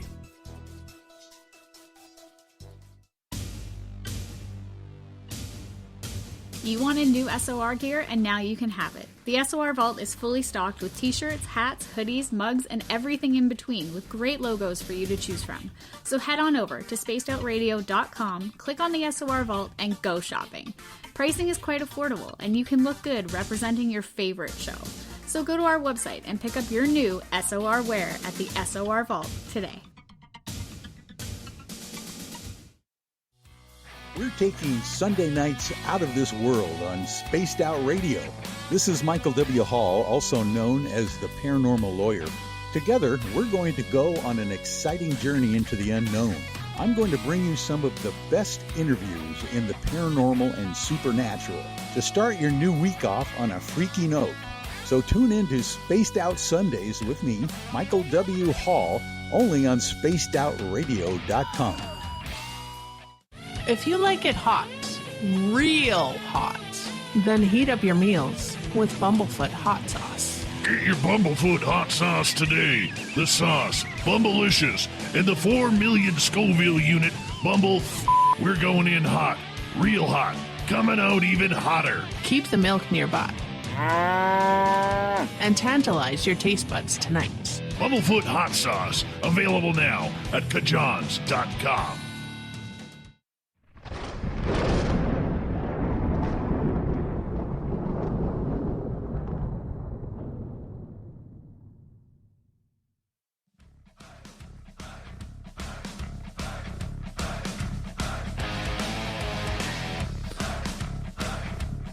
Second half of Spaced Out Radio is underway tonight. I am your host, Dave Scott, sitting in the captain's chair of SOR headquarters. Thank you so much for joining us. We really appreciate you taking the time. We want to say hello to everybody who will check out our archives, because they are free for you at youtube.com/Spaced Out Radio. Just do me the favor, hit that subscribe button. Our website, spacedoutradio.com, where we have a plethora of features for you, including rocking out to Bumblefoot and reading up on Captain Shirk's SOR Newswire. Follow us on Twitter at Spaced Out Radio for the show, and my personal handle at Dave Scott SOR. Butch Witkowski's Strange Days happens near the end of every month, where we talk all things strange and weird, and Butch's website is uforcop.com. Butch, welcome back. Yes, sir. Shanna Banana, because she likes to rhyme, has a question for you. She's like, could you tell us more about these humanoid stories, or what they're doing, what the reactions are? Give us one. I guess one of the best ones was a gentleman lives in a small town here in Pennsylvania, north central Pennsylvania, and with the virus thing, he was closed down just like we were. And they opened him up 2 weeks ago, I believe, where they could go out, and he just decided that he wanted to go do some shopping and, hit one of my favorite places, Home Depot, and do a little grocery shopping. And then he came home and he was unloading groceries and putting them on a table in the garage. And he turned around and there stood this, for lack of a better term, a humanoid-looking creature. He described as tall, dark, human-looking, with the exceptions of smaller eyes, smaller nose, smaller mouth, but head shaped the same, neck, shoulders, long arms, standing at the rear of his car to the left of the quarter panel. And it just stared at him, and he just stared at it. He didn't know what to do. He didn't know whether to run, shut the door, do whatever he wanted to do. It wasn't doing anything. And he started to walk toward the other side of the garage door where the button is to shut the door. And he looked up, and it was gone.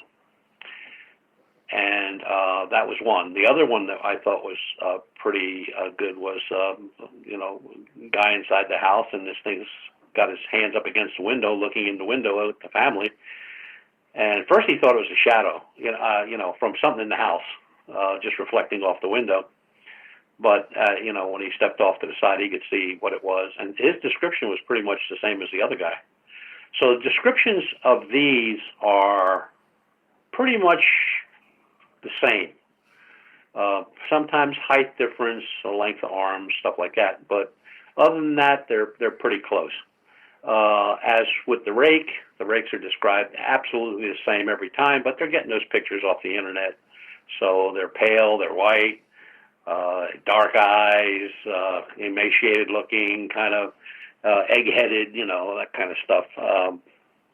But I think those are two pretty good sighting reports. There are more. If they want to see more of those types of reports, they go to phantomsandmonsters.com. Lon publishes those pretty much on a daily basis, because that's the way we're getting them. We're just getting one after the other. All right, let's move on to another question here. This one is on Twitter from Greco. He is asking, if we ever verify that Bigfoot is real, what changes?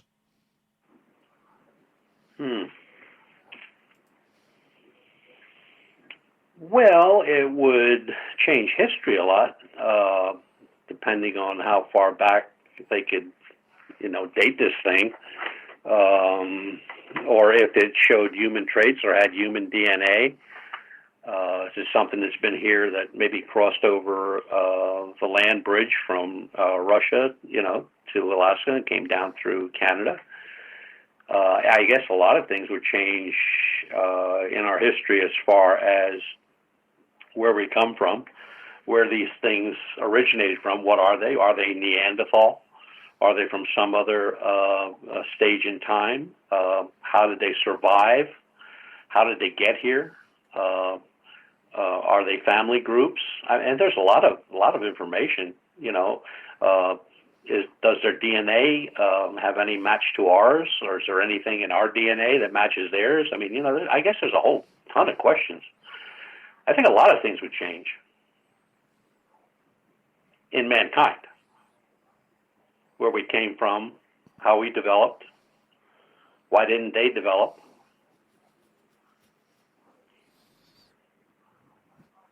Well, that's the big point. I mean, if we discover that this creature is real, the side effects, I don't think, are what people understand. It's going to fully affect the mining industry, the forest industry, just to name a couple. And that is tens of thousands of people, hundreds of thousands of people in North America that rely on feeding their families on this job. I mean, there's some serious implications with this, Butch. Oh, yeah. Yeah. I mean, they'll be fascinating, but they'll be serious, is exactly right. All right, let's move on here. Greco has a second question, this one about the fairy realm. He's asking, why are the fairy realm creatures so scared of humans? I want to be very honest. I have no idea. There's a gentleman. You can go on his website. It's Tim Renner. Is the guy that he's a researcher in that field. I have never been involved in any investigation of fairies. I know there are. Tim Renner, I believe, is probably the best in the United States as far as getting information from. A very open gentleman. You can get him on his website, and he has books out on it. So he does Bigfoot, he does fairies, he does gnomes, stuff. So I have to plead ignorance on fairies. Just sorry. Well, I'm glad you brought up Tim's name because he will actually be here on June 11th, hanging out with us. Good guy. He's one of Great our 14 guy. team members. Yeah. Fantastic hair, too. Great hair. Yes. Good solid beard. Looks like Rob Zombie. To be absolutely blunt, he looks like Rob Zombie. Yeah. He's a good guy. He's one of our 14 team members. He lives not too far from Lon. So, and he's a musician also. Good artist, does a lot of artwork, and his books are great. So, if you can pick up his books, you can get those anywhere on Amazon or his website. All right. Joey in our Space Travelers Club is asking, do the majority of UFOs seem to have navigation lights? Are they non-standard? And what would be an extraterrestrial craft have a need for any? I've never seen navigational lights on UFOs. I've had 19 sightings in my 30 years. The only lights that I could say, there are a couple triangle photographs out there. A couple of them were taken in Europe, where there's a light, one light, at the very bottom of the craft, centered.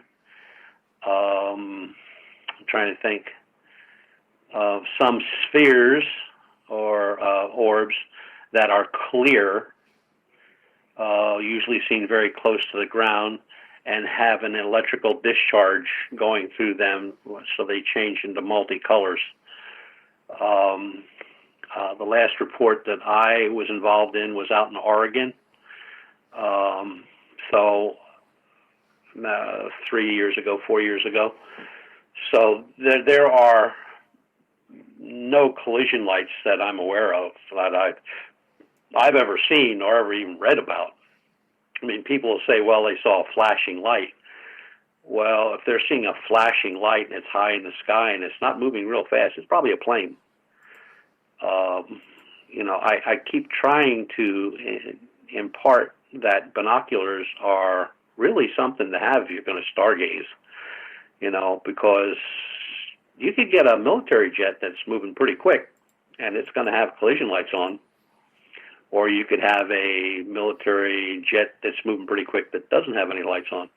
Same with helicopters. So it's a pair of binoculars always helps. But as far as collision lights, no, there's no red, green, white collision lights on any craft that I've ever seen or heard of. All right. Robert Two Crows in our YouTube chat is asking, how many UFO sightings are terrestrial or man-made objects in your opinion? I think a lot are man-made objects, only because people see what they want to see. When you try to explain to somebody that star that they've been watching is not moving, that the Earth is rotating, it gets a little tacky sometimes. They think you're crazy. It always amazed me that people don't realize that the Earth is turning.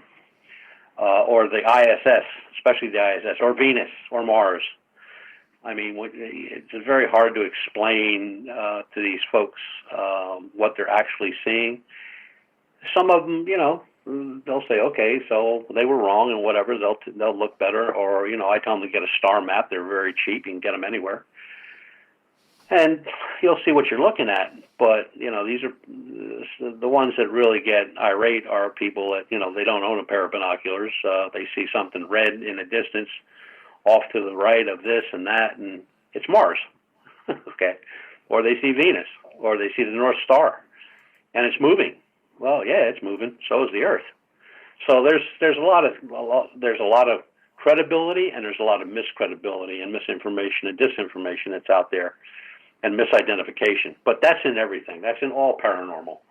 I mean, somebody that's, like I said before many times, somebody that lives in Brooklyn, New York, and they go to the woods for the first time in their life, they see something big and furry run through the woods. All of a sudden, it's Bigfoot. No, that was a deer.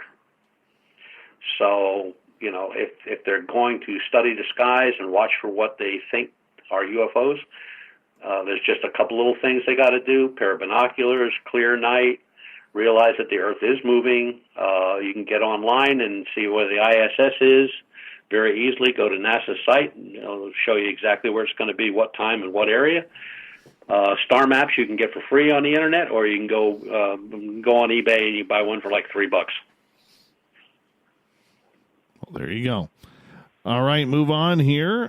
No science, Bob. I will not shave the thing on my chin. I kind of like it. I know you're jealous of it, but I kind of like it.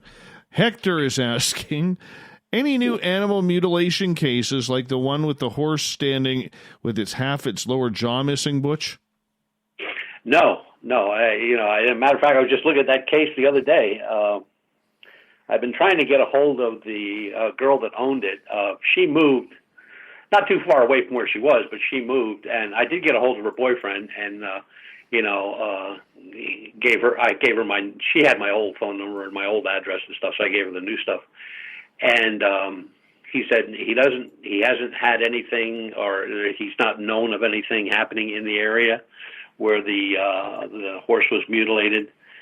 That is such a bizarre case that, I mean, to have that happen in the time period that it happened in, it just seems so impossible to me that, the girl's walking away from the horse that she leaves right in the center of the ring, walks down a hallway less than 50 feet, opens a tack box, gets out a brush, walks back, and that horse is mutilated. And I mean, it's mutilated. And the horse never yells, the horse never screams, the horse doesn't do anything. As a matter of fact, it's standing in the same spot she left it, and she could tell by the hoof prints where it was, never moved. And the horse was not in pain. Ouch, weird. That is one of the weirdest ones yet. I mean, when you're dealing with mutes, usually they're dead. They've been carved up. This one was stone-ass alive, and it was carved up. And when you look at the information from the vet that was there that had to put the horse down, I mean, he had to clamp off veins and, do a whole bunch of stuff. But you could see the jaw was missing. And he even posted a picture of what it should have looked like, a skeleton, and it was gone. It was just gone. Well, there you go.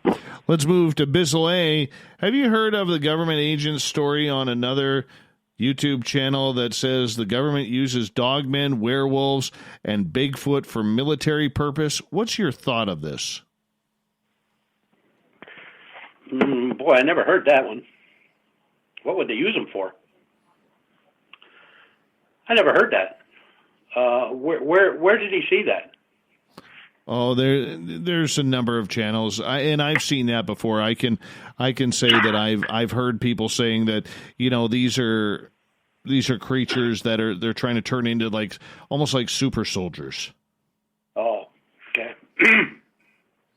Now that I've heard about, super soldiers, but that was back in World War II. Germany was trying to do that with apes, great apes.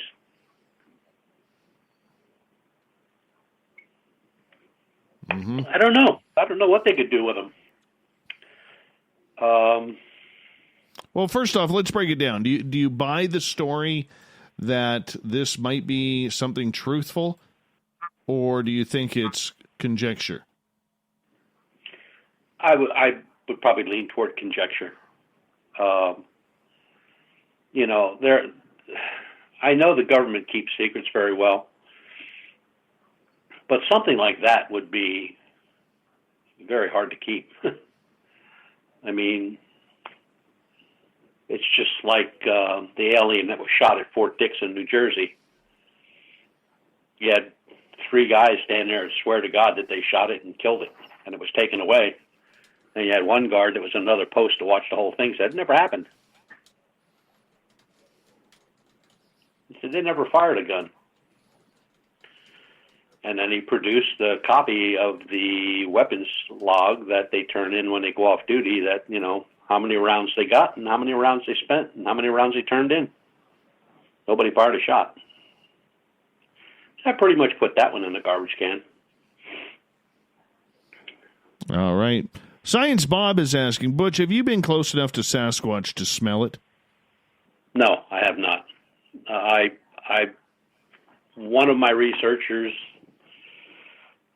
this goes back, got to be 10 years now, was hiking up in the Blue Mountain area here in Pennsylvania, and he had this god-awful smell. He said it smelled like something died. So he just kept going, but the smell kept coming with him. Next thing you know, he had these boulders rocked at him, and he said they came off a hill, and he said it would have taken him a good 10, 15 minutes to climb that hill. And these rocks, he said, probably the size of a basketball, were being lobbed down at him, bouncing off of trees and stuff. So he pretty much put 2 and 2 together, and he made a report on Bigfoot. All right. Mr. Man Mister is asking, is it possible, Butch, that the Glimmer Man and Bigfoot are the same creature? Well, I guess I always say anything's possible, but I don't see the connection between the two because there aren't that many Glimmer Man reports out there. Okay, first off, what's a Glimmer Man? How could you describe it? Kind of a shimmery, sparkly, shimmery. I don't know. I can't even think of a word. Humanoid-looking type, size-wise. I've only ever seen one report on the Glimmer Man, but in certain areas of the South and Midwest, they're pretty popular. But I don't see a connection between that and a Bigfoot. Size, especially size. They're not described like a Bigfoot is in size or stocky, or head shape or anything like that. We've got about 3.5 minutes before we have to go to break at the top of the hour. Butch Witkowski's Strange Days here on Spaced Out Radio. I love this question from Tina. Butch, what do you think about the so-called Velociraptor sightings in Georgia? What sighting? The Velociraptors. Oh, Velociraptors. That'd be scary, wouldn't it? Boy, that'd be scary, wouldn't it? Well, first of all, I don't think they could take the change in weather. The South gets cold. People don't realize that South is not hot all the time. I mean, it gets cold. That's why in the summertime, the skunk ape sightings go up, and in the wintertime, now it's not cold, but in the wintertime, they go down. Where up north, with the Bigfoot sightings, you'll get the same amount in the summer as the winter. But I would think the Velociraptor, the way they work, there's always more than one. That's number one. They hunt in packs. And number two, there'd be bodies everywhere. I mean, they were just ferocious. They were one of the deadliest dinosaurs ever. I mean, a lot of people think, oh, they're too small. Well, about 5 or 6 of them at one time ain't too small. Nope. No, and they were also known to take down a Brontosaurus or a Tyrannosaurus Rex. And then they just kept their upset attitude and morphed into house cats. That's very possible. I still think so. My wife's grandmother's cat, he hated me, and I never did a thing to that cat. But every time I walked in there, I always showed him I was carrying a gun. Just didn't trust that cat. That's why you have 2 dachshunds. Yeah, well, the cat was a Savannah, so he wasn't little. Let's sneak. Okay, before I get to the next question, because we only have about a minute left, do you believe any of these dinosaur sightings are real, whether it's the Velociraptors, whether it's these pterodactyl sightings? Do you buy this, or do you think maybe people are looking, maybe catching a glimpse of a time gone by? I think it's misidentification. I really do. I mean, right now they got lizards down south that they're saying if you see one, shoot them. They're like 4.5 to 5 foot long. They're not indigenous to this country. So, somebody working on a farm down in Georgia and all of a sudden they see a 4 or 5 foot lizard come walking out of the field, they're going to freak. I mean, that's going to look like a Tyrannosaurus Rex to them. But absolutely. No, I just, a lot of it. Yeah, and when people are looking at something in the sky, look, they misidentify airplanes as UFOs. Why would they not disengage their brain when they're looking at something that's flying that they say is a pterodactyl? It could be a crane. It could be a whole lot of birds. So, I mean, there's a lot of large birds, a lot of large raptors in this world. So, I until one's shot down or one lands, I'll just stay on the other side of the fence. All right, my friend. I'll get you to hold on. Butch Witkowski's Strange Days continues in Hour 3 of Spaced Out Radio coming up next.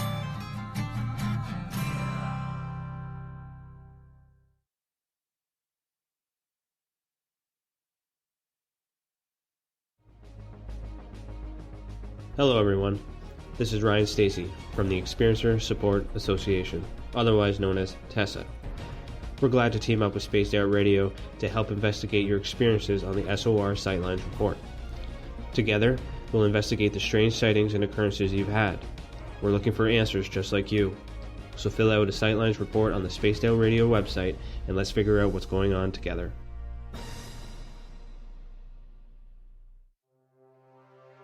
We are scouring the world for the most intriguing stories of your day.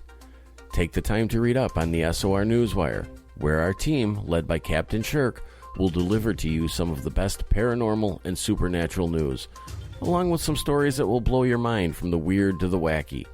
It's the news outside the news that piques interest, and that's what we're looking to deliver to you.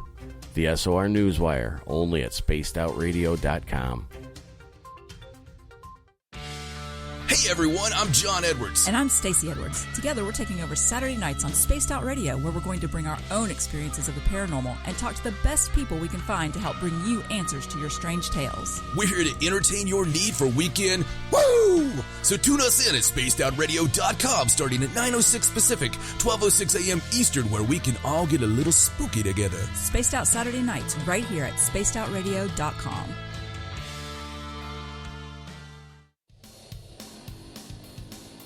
We all know on Spaced Out Radio we love a good beard and mustache, so why not take care of your facial hair with Mighty Moose Beard Oil?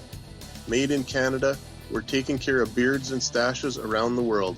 We use 100% natural ingredients with our oils and balms to make your whiskers feel silky smooth. Use promo code SOR2019 at MightyMooseBeard.com today.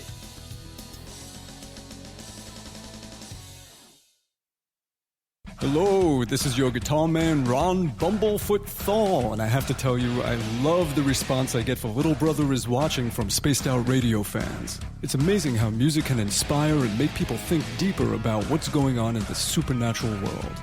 You can head over to my website, bumblefoot.com, to check out my music, my guitar workshops, my touring, even check out some of the hot sauces that I'm working on. And make sure you keep on listening, because with Spaced Out Radio, you know Little Brother is watching. Looking for creative ways to get your company out in the public? How about advertising on Spaced Out Radio? Our sales department is waiting to hear from you, and we can work around any budget.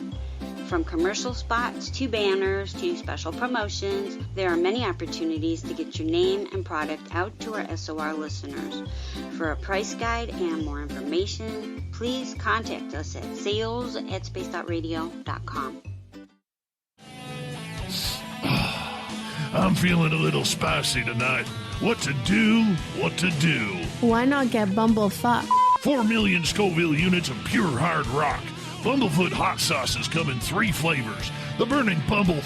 Tone it down a bit with Bumblicious and throw the sauce on everything. Spice it up. Bumble me, baby. Bumblefoot hot sauce. Get it today at kajans.com. The party is always on at the Moose Vancouver. The Moose Vancouver is where you want to be when visiting Canada's West Coast. Open until 2 a.m. nightly, the Moose cranks up the rock while serving some of the best rated food in the city. The menu starts at $6.95. Why party anywhere else in Vancouver when the Moose is right there? Get your horns up and rock with the Moose, the official party bar of Spaced Out Radio. For the price of 1 cup of coffee a month, you can become an SOR Space Traveler.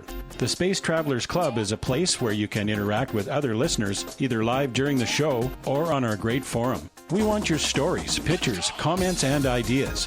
You'll get live video streams, exclusive content, and be a part of our newsletter.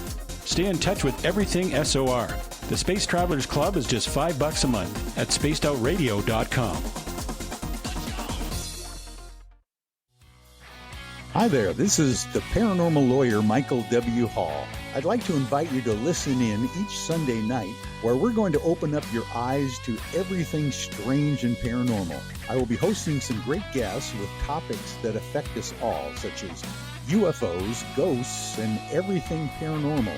Let's learn together on Spaced Out Radio Sunday with myself, Michael W. Hall, the paranormal lawyer at spacedoutradio.com.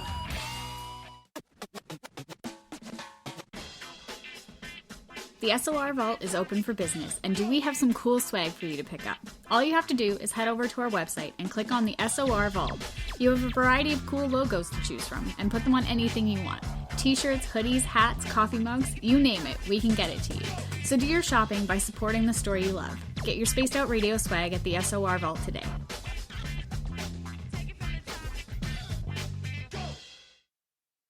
Hey, space travelers, this is John Resig, founder of the Chive and Chive Charities. If you know anything about our website, you'd know we like to do things a little differently. We're not some faceless organization collecting money for a nebulous cause. Our donor dollars go directly toward life-improving items. Then we give those items directly to an underdog who needs it most. To become a donor with Spaced Out Radio's official charity, Chive Charities, just go to chivecharities.org/donate. Hello, space travelers. It's me again, Carl. Don't forget to join the Space Travelers Club for just $5 a month. And follow Spaced Out Radio on Twitter at Spaced Out Radio. Our Instagram, Dave Scott SOR. Our Facebook page is Spaced Out Radio Show. Our archives are free at youtube.com/Spaced Out Radio. Come woo it up with Spaced Out Radio today. Bye! We're adding to the entertainment online for Spaced Out Radio. I'm Amber Beckrud, and I want to invite you to subscribe to our YouTube channel and check out Cryptid Tales, where I will take you on a journey into some of the strangest legends and lore from around the world, relaying the stories to you of the strange creatures and experiences that people have had throughout time. You can find Cryptid Tales at youtube.com/Spaced Out Radio. And while you're there, don't forget to check out our free archives and leave a comment. See you there. So, you love talk radio? Then you'll love TalkStreamLive.com. TalkStream Live is always on, 24/7, with the best streaming talk shows. Find your favorite talkers and discover some new ones. It's free, readily available online or on mobile with any smartphone or tablet. Finding your favorite talk shows all in one place has gotten a whole lot easier. Just go to TalkStreamLive.com. Be sure to download the free apps from Google Play or the iTunes App Store. Would you like to connect with us? Head to spacedoutradio.com for all your latest show info. Now, back to Dave Scott and SOR. Third and final hour of Spaced Out Radio is underway tonight. I am your host, Dave Scott. I appreciate you all tuning on in. We welcome back everyone on our terrestrial affiliates listening around the continent of North America and on the digital side on TalkStream Live and Revolution Radio. Remember, you can check out all of our archives for free by going to youtube.com/Spaced Out Radio. Just do old Davey the favor, hit that subscribe button. The Desert Clam has set the password for tonight in the SOR Space Travelers Club. Abagius. Abagius is your password. Use it wisely, Space Travelers, as the Clam sets the password each and every night right here on Spaced Out Radio. Our website is spacedoutradio.com, where we have a plethora of features for you, including Rockin' Out to Bumblefoot and reading up on Captain Shirk's SOR Newswire. Hey, if you haven't followed us on Twitter yet, please do so, at Spaced Out Radio for the show, and my personal handle, at Dave Scott SOR. For the final time tonight, we introduce Butch Witkowski. He is from UFOcomp.com, comes near the end of each month with Strange Days, and we love having Butch here, and I know you love him too, so let's continue on. Butch, we got some more questions from our audience here. We're going to start off with Leah, who is asking, has anyone ever turned in a report to you about an orb-like object that looked like a ball, little bit bigger than a basketball, full of black rolling smoke? Scared the heck out of me and two other girls when we saw it. Yes, as a matter of fact.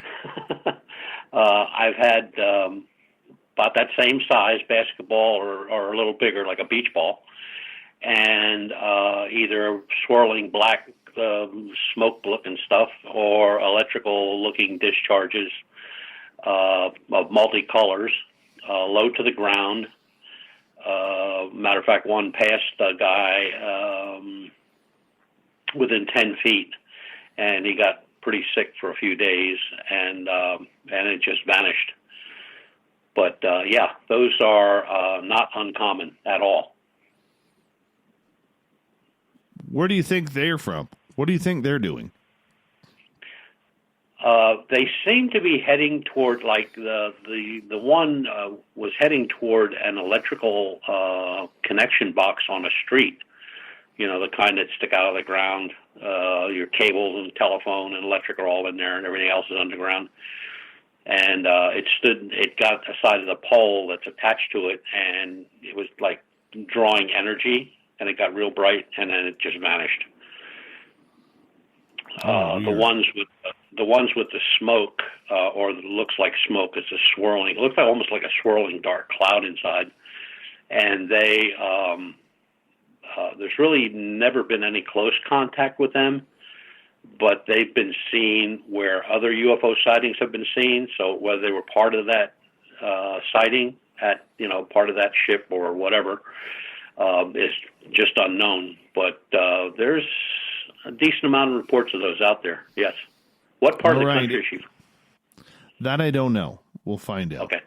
We'll find out. Adrianos wants to know, do you think, Butch, that Dave Scott might just be an alien in disguise? Absolutely. Oh, I knew you were going there. No question. Knew you were going there. Just kill my feelings right there. Kill my feelings right there. Never mind. I'm right here, everyone. Right here. Now, if I could just, fly into Area 51, see what's going on there. Pick up the brothers and sisters who are being kept there. Leah says that it followed them for over a block. They even tried to lose it and couldn't.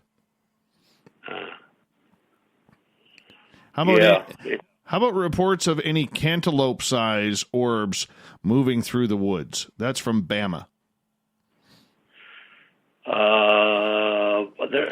There's been a lot of sightings over the years of balls of light, and in size-wise, they can go from, I've seen them baseball-size reports up to, something that was like 3 foot in circumference, dodging trees and going down trails and stuff like that.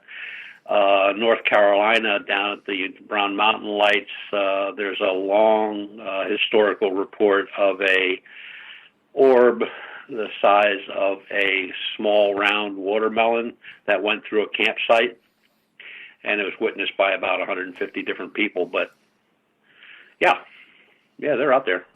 What they are, I have no idea.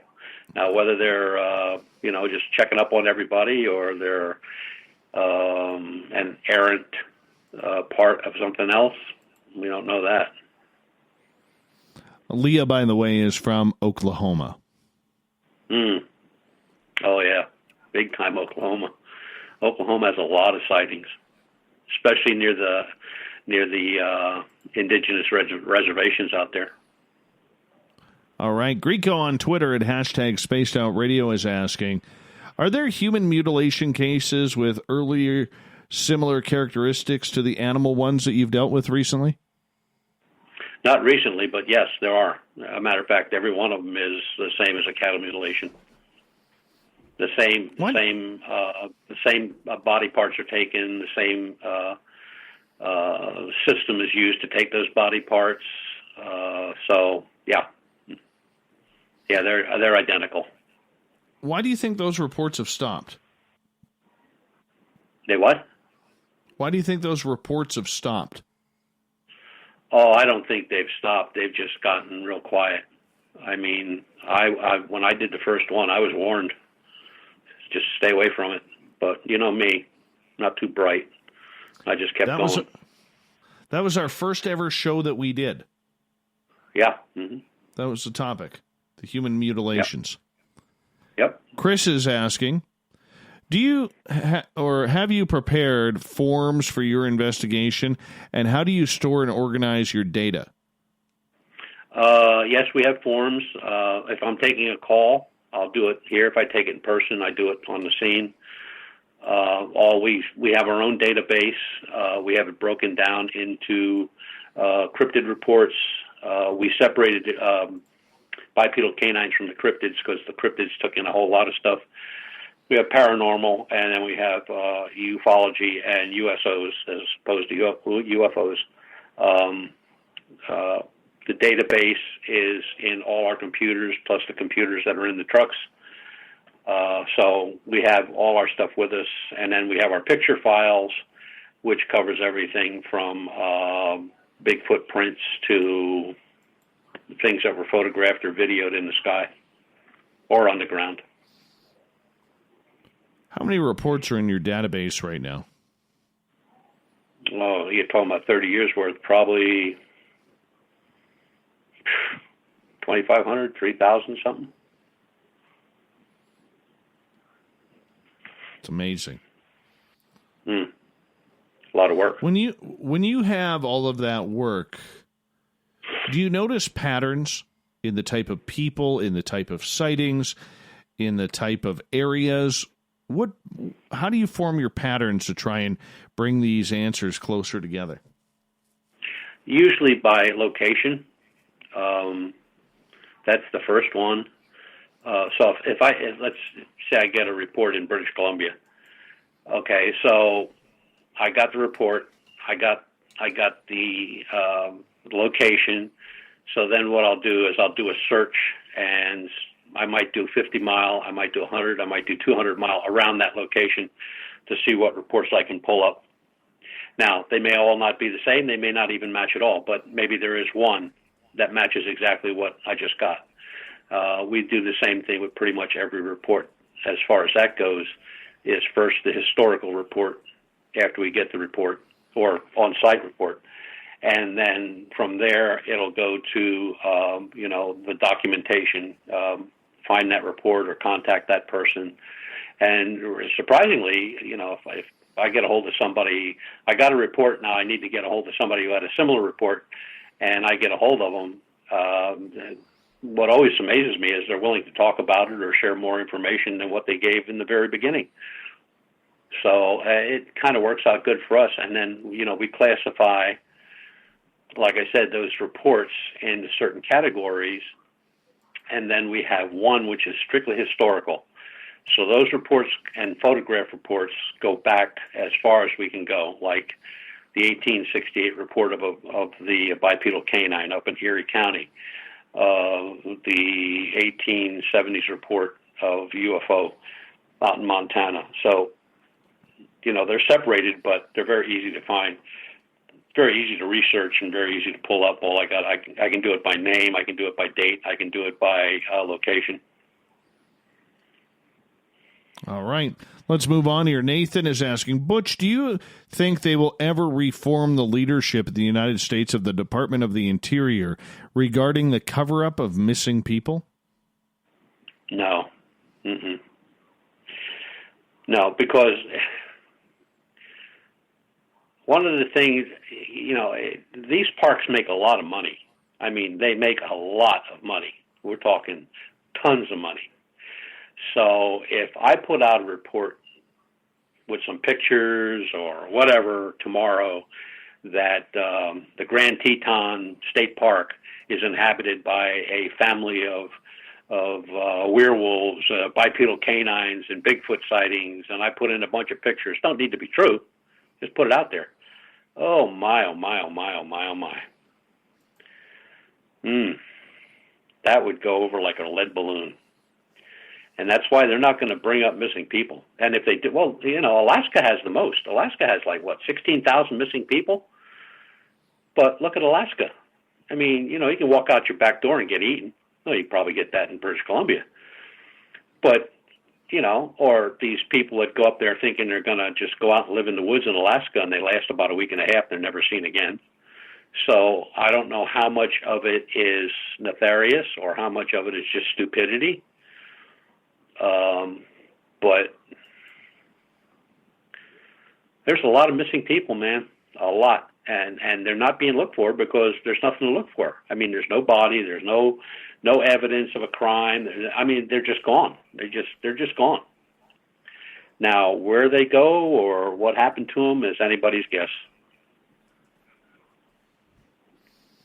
That is strange. That is strange. And that's why I think it's important for people to listen to you, David Weatherly, David Politis, and a number of other investigators out there who are really at the top of the game, watching these patterns for what is happening with these people who just vanish. Mm-hmm. And the FBI puts out a report every other year on missing persons in the United States. And it's a ton of people. We're talking about, millions of people have been missing over the years. And there's nothing ever found. No body, no clothing, no nothing. And that's men, women, children, no age difference of any type. A lot of people that are reported missing are found, but a lot of them aren't. And I mean, they're never found. There's no They don't find anything in the woods, or especially Dave, with Dave Pallades and Weatherly. I mean, everybody stays on it. And, if we had an answer, or if we could come up with an answer, I mean, a guy's missing in the woods for 2 or 3 weeks, and they find his body or what's left of the body. He was eaten by a bear or attacked by a grizzly or whatever. But we're talking about, people are seen walk into their car and they disappear. Or people are expecting them to come home, or they go down to the mailbox a quarter of a mile down the road from where they live, and they're never seen or heard from again. The vehicle they rode down in is there. The keys are in it. Everything's fine. But they're gone. They just off and gone. So where are these people going? I mean, are they being taken? Are they, I'm going to knock on wood when I say this because I'll probably get 50 letters saying I'm an idiot. Are they entering into another area, another realm? We don't know. But there's just way too many to just say like, oh, there's just a couple. Now, we're talking about millions. And that's just the United States.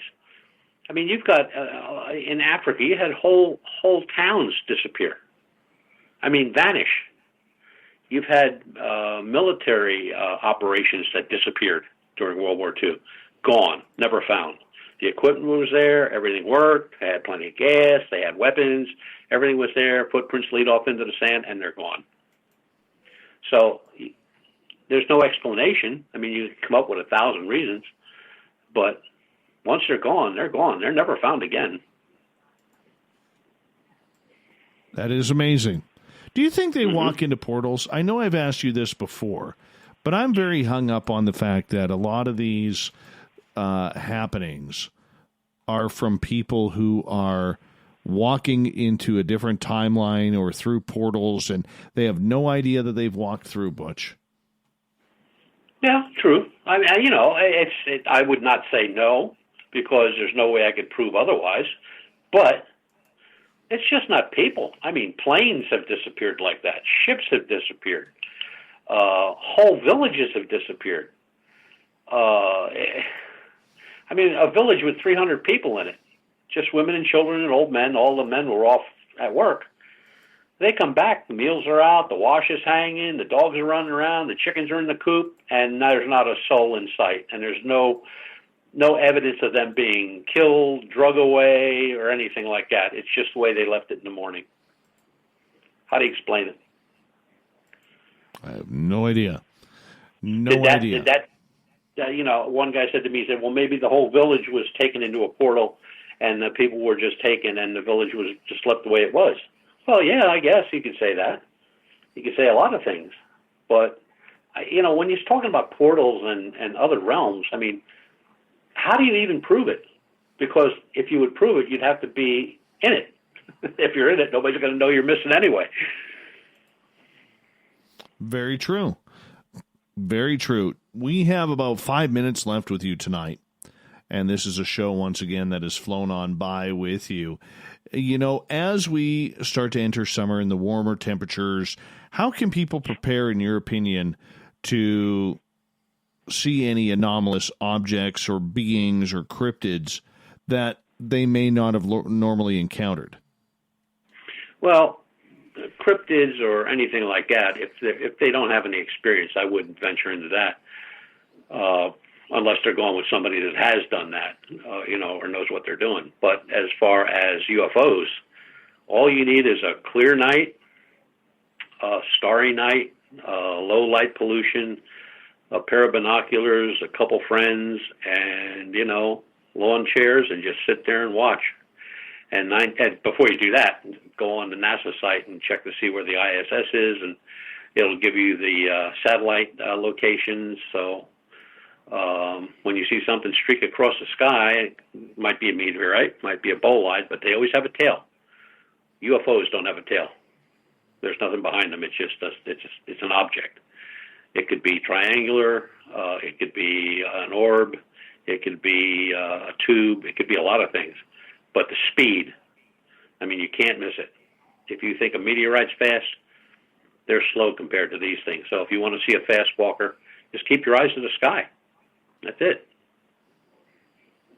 That's all you got to do. Just keep your eyes to the sky. For most people, though, especially if they don't have binoculars or night vision, though, I mean, what could be a craft potentially flying over may just look like a satellite. How do you tell the difference? Well, satellites aren't fast. A satellite's called a slow walker. And the reason it does that is because it's following an orbital path, and it's very slow. I mean, it's basically moving with the rotation of the Earth. A UFO or fast walker is something that is, it'll cover horizon to horizon in a matter of a few seconds. It'll be very erratic in its flight characteristics. It'll go up, it'll go down, it'll zigzag. Most of them zigzag. Or it'll stop, shoot straight up, or it'll stop and change color, or it'll stop and break into 2 or 3 or 4, and then go back together and do a larger one. It's just different. Satellite is just a slow-moving white light, just like the ISS is, it's a slow-moving object, and they're very readily recognized. And then you have planets, which is why I always say people get a star map. They're very simple. And some of them even have a circular slide in them where you put in the date, time, month, with just slides around like an old slide ruler, and it'll tell you what you're looking at. So you could be that red dot you see that isn't moving or seems to be moving a little bit is Mars. Or the North Star, very bright in the north. So, do you have a compass? Most cell phones have a compass already in them. So, and if they're going to take pictures, do not use a flash. Set the camera to shoot at infinity, and take as many pictures as you can get. Cell phone cameras, not good. And the reason I say flash is if people are in their backyard and they throw a flash out and it bounces off the window of the garage, now you've got this large, bright object. Well, it's actually your flash. Interesting. Very interesting. Absolutely. And, get some reclining chairs, because if you're staring up at the sky all night, your neck will get sore. It will. Well, once you do it for a while, if you're not sitting down, you start to look like a Venus flytrap. Very true. Very true, man. We don't want that. Butch, we got about a minute here to go, or about 45 seconds. Let everybody know how they could get reports to you, where they could check out your site, everywhere. They can check us out on Facebook under your Cop, under my name is another one, under JAAR Magazine, which is an abduction magazine. That's also on Facebook. Twitter at Butch Witkowski. On the website, uforcop.com, you can actually file a report or send me a message. Just go where it says terrestrial reports, type in what you want, if you need a call back, or if you want to send a report, or you just need something looked at, and I get it right away. And I have one computer that's set up strictly for that, so there's nothing else that comes over that but the reports from the website and email. Awesome. And an email address is already on there, so can't miss it. Perfect. Butch, thank you so much again for coming on Spaced Out Radio. We'll do it all again next month, and we appreciate your cranky curmudgeonness. I know we just invented a word there. Every time you're on here, my friend, thank you. See you June 29th. Absolutely. Butch Witkowski's Strange Days. Next month on here, now we got the SOR Newswire and the Thought of the Day coming up on Spaced Out Radio. Stay tuned.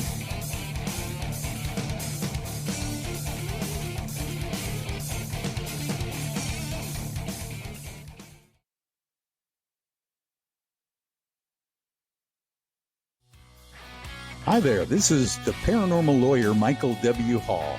I'd like to invite you to listen in each Sunday night where we're going to open up your eyes to everything strange and paranormal. I will be hosting some great guests with topics that affect us all, such as UFOs, ghosts, and everything paranormal. Let's learn together on Spaced Out Radio Sunday with myself, Michael W. Hall, the paranormal lawyer at spacedoutradio.com. At spacedoutradio.com, we are keeping you up to date on all the news with the SOR Newswire.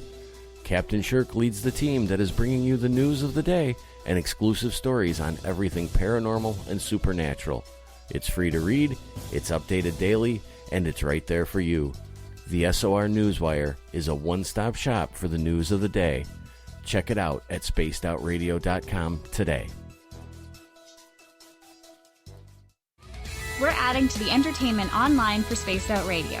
I'm Amber Beckrud, and I want to invite you to subscribe to our YouTube channel and check out Cryptid Tales, where I will take you on a journey into some of the strangest legends and lore from around the world, relaying the stories to you of the strange creatures and experiences that people have had throughout time. You can find Cryptid Tales at youtube.com/Spaced Out Radio, and while you're there, don't forget to check out our free archives and leave a comment. See you there. Need that weekend supernatural fix? Look no further than Spaced Out Saturday right here at spacedoutradio.com. I'm Stacey Edwards. And I'm John Edwards. Each Saturday night, Stacey and I are going to bring you the best in paranormal, cryptids, UFOs, you name it, and we're going there. It's all about the experience and to share the knowledge with all of you. So tune us in every Saturday night on Spaced Out Saturdays, starting at 9:06 p.m. Pacific, 12:06 a.m. Eastern, only at spacedoutradio.com.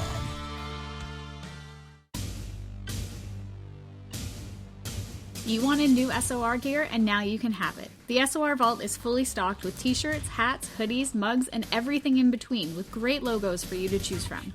So head on over to spacedoutradio.com, click on the SOR Vault, and go shopping. Pricing is quite affordable, and you can look good representing your favorite show. So go to our website and pick up your new SOR wear at the SOR Vault today.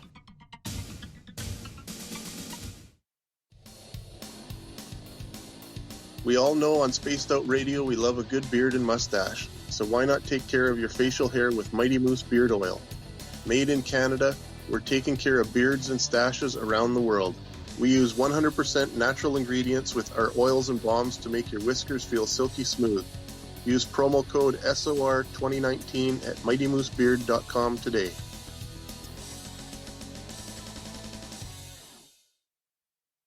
If you like it hot, real hot, then heat up your meals with Bumblefoot hot sauce. Get your Bumblefoot hot sauce today. The sauce, Bumblicious, and the 4 million Scoville unit we're going in hot, real hot, coming out even hotter. Keep the milk nearby and tantalize your taste buds tonight. Bumblefoot hot sauce, available now at kajans.com. Are you looking for great advertising value for your company? Look no further than Spaced Out Radio. We have a multitude of places to get your name out there, including commercial ads during the show, special promotions, and banners on our website. Our audience is proven to support the companies that support our show. We can make your budget work for you. So for more information, please contact us at sales@spacedoutradio.com. Hello, space travelers. It's me again, Carl. Don't forget to join the Space Travelers Club for just $5 a month and follow Spaced Out Radio on Twitter at Spaced Out Radio. Our Instagram, Dave Scott SOR. Our Facebook page is Spaced Out Radio Show. Our archives are free at youtube.com/Spaced Out Radio. Come woo it up with Spaced Out Radio today. Bye! Cold drinks, great food, and the best music in Vancouver. The Moose Vancouver is the place to be, open until 2 a.m. nightly. Everything on the menu starts at just $6.95. Who serves food that cheap anymore? At the Moose, you'll never know who you'll run into. Rock stars, actors, athletes. It's the place everyone wants to be. So join us at the Moose Vancouver, the official party bar of Spaced Out Radio. Hey everybody, the SOR Space Travelers is open. For just $5 a month, you can hang out with Dave and our crew privately in our members-only section. With your signing, you'll receive newsletters on what's going on with Spaced Out Radio. You'll have direct contact with the host during the show in our chat, live streaming videos, and a great forum for your posts and more. Become a space traveler now at spacedoutradio.com.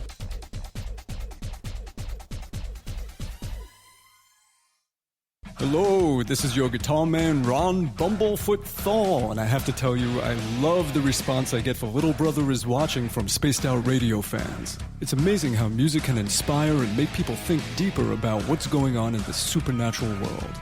You can head over to my website, bumblefoot.com, to check out my music, my guitar workshops, my touring, even check out some of the hot sauces that I'm working on. And make sure you keep on listening, because with Spaced Out Radio, you know Little Brother is watching. Hey, Spaced Out Radio fans! It's John Resig, founder of the Chive and Chive Charities. Our goal is to make the life of veterans, first responders, and those with rare medical conditions 10% happier. We do this by donating one grant item, ranging from dance to therapy programs to prosthetic limbs, to those who need it most. To contribute to Spaced Out Radio's official charity, head over to chivecharities.org and become a donor today.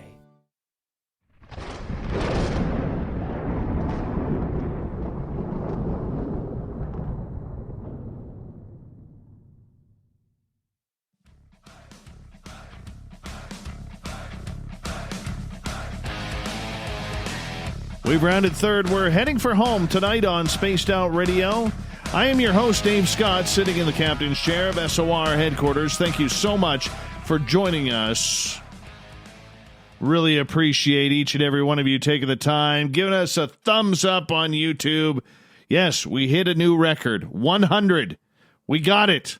100 likes, first time on any episode here on Spaced Out Radio. I'm very excited about that. So thank you so much to everybody doing that. I want to remind you, if you missed other shows, or this one, the most of it, with Butch, you can check out our free archives at youtube.com/Spaced Out Radio.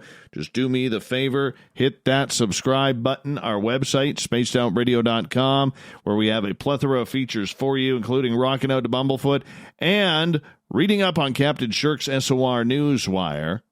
Follow us on Twitter at Spaced Out Radio and my personal handle at Dave Scott SOR. Speaking of the news, let's get to it, shall we? Let's do this thing. Captain Shirk's got us all lined up.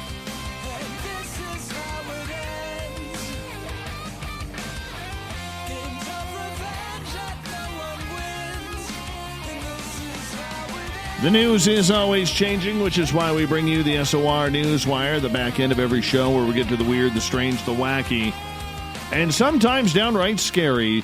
Queen guitarist Brian May has revealed that he was rushed to hospital by his doctor after suffering a heart attack.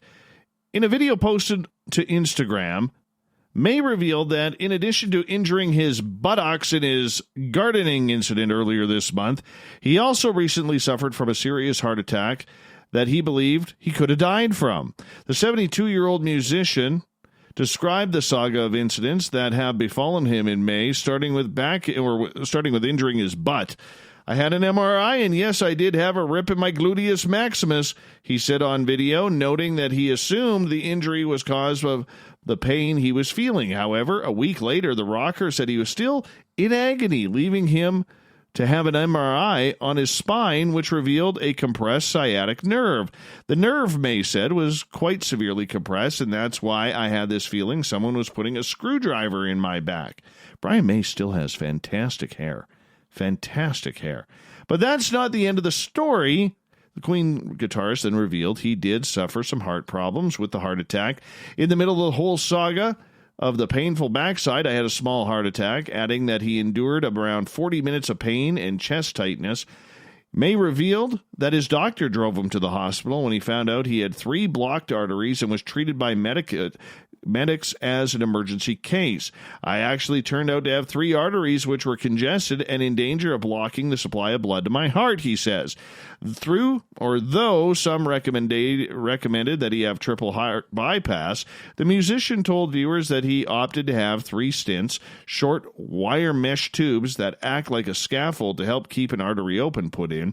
The musician said he was shocked when he discovered his condition, having thought he was a healthy guy. Said, I had no idea. I had great electrocardiograms and whatever, Nothing could tell me that I was about to be in real trouble, because I could have died from the blockages that were there. May said after the incident, the incredible operation by medics, he walked out of the hospital feeling remarkably well. When I came around, it was as if nothing had happened. I couldn't feel that they had been in there. I couldn't feel anything. Well, that's good. That is very, very good, because we need more Brian May. We need more Queen. Now, I wish they'd get rid of Adam Lambert. Not a fan of his, but Queen is still awesome. A traveler on a highway through the Rocky Mountains here in Canada recently captured a very rare video of an unusual local resident, a white grizzly bear. Kara Clarkson said she and her family were traveling on Highway 1 in Banff National Park when they spotted the white bear and its dark-colored sibling. Clarkson captured the video. She posted it to Facebook, of course she did, by the Rimrock Resort Hotel where she works as a director of operations. Parks Canada officials say they've been aware of the white grizzly bear living in the area since 2017, but Clarkson was the first to capture a video of the unusual animal. Experts say the grizzly bear is not albino, but rather has a recessive gene that caused its fur to grow in white. They said the condition is extremely rare in grizzlies. Oh, he's a spirit bear. That's what he is. Usually they're black bears. But this is a spirit grizzly bear. That's kind of cool. Very cool. All right. 2 ghost hunters in Louisiana have said they ran out of a home that has been compared to the Amityville Horror after they were spooked by paranormal activity. Don Villat de Clout listed the 1930s property for free in March, and locals claim that the owner's great-grandmother Adele haunts the place because she's rolling in the deep. On a recent visit, Cindy Parr and Greg Matlock appear to confirm the dead may be among them. Yeah, the pair, who have ghost hunted for 20 years, are heard reacting in surprise as they get spooked. In the video clip, Matlock is heard calling out down a hallway for a sign of spirit's presence. And the response? A door slowly swings open. Oh my goodness. Oh, they had the door swing open, people. That's a reason to run out. He is then heard apologizing, saying there's something definitely there. Parr explained that the video, or prior to it, they had already performed another test. On the second day, we actually went and stayed the night. It killed 5 of our batteries. Oh no, those poor Duracells. They feed off the energy. We asked for a sign if it wanted us to leave, and it shut down a light. We were like, okay, but we didn't leave yet. Oh no, just torture yourselves a little bit more. The bedroom door that was Miss Adele's that opened up and then closed, it's definitely haunted. It was very creepy. Adele was 4'9" when she died at 90, but the ghost hunters hinted someone else may be lurking around. Matlock described a 2 a.m. encounter saying, I turned into a room and saw this black mass standing there. It wasn't a shadow or anything like that. It was pretty wide. I don't think it was the older lady. I think it was something totally different. The figure was bigger and stood about 6 feet. It started to turn, and I just thought, oh no, and ran out. I was done. It was unbelievable. Everything just slowed down. You're a ghost hunter. This stuff ain't scary. Unless you see bodies with their heads rotating at a 360-degree turn, this ain't scary. All right. Anyways, it wasn't just me seeing it, she says. It was what I felt when I was in there. You could feel the power. It was bad. Not a good situation to be in at all. We got out, and I was definitely exhausted. It draws energy from you. My chest was even hurting. Well, you might want some shoulder pads or maybe a catcher's chest protector for that. We got out. Yeah, the duo prayed after the incident. That's a good thing to do.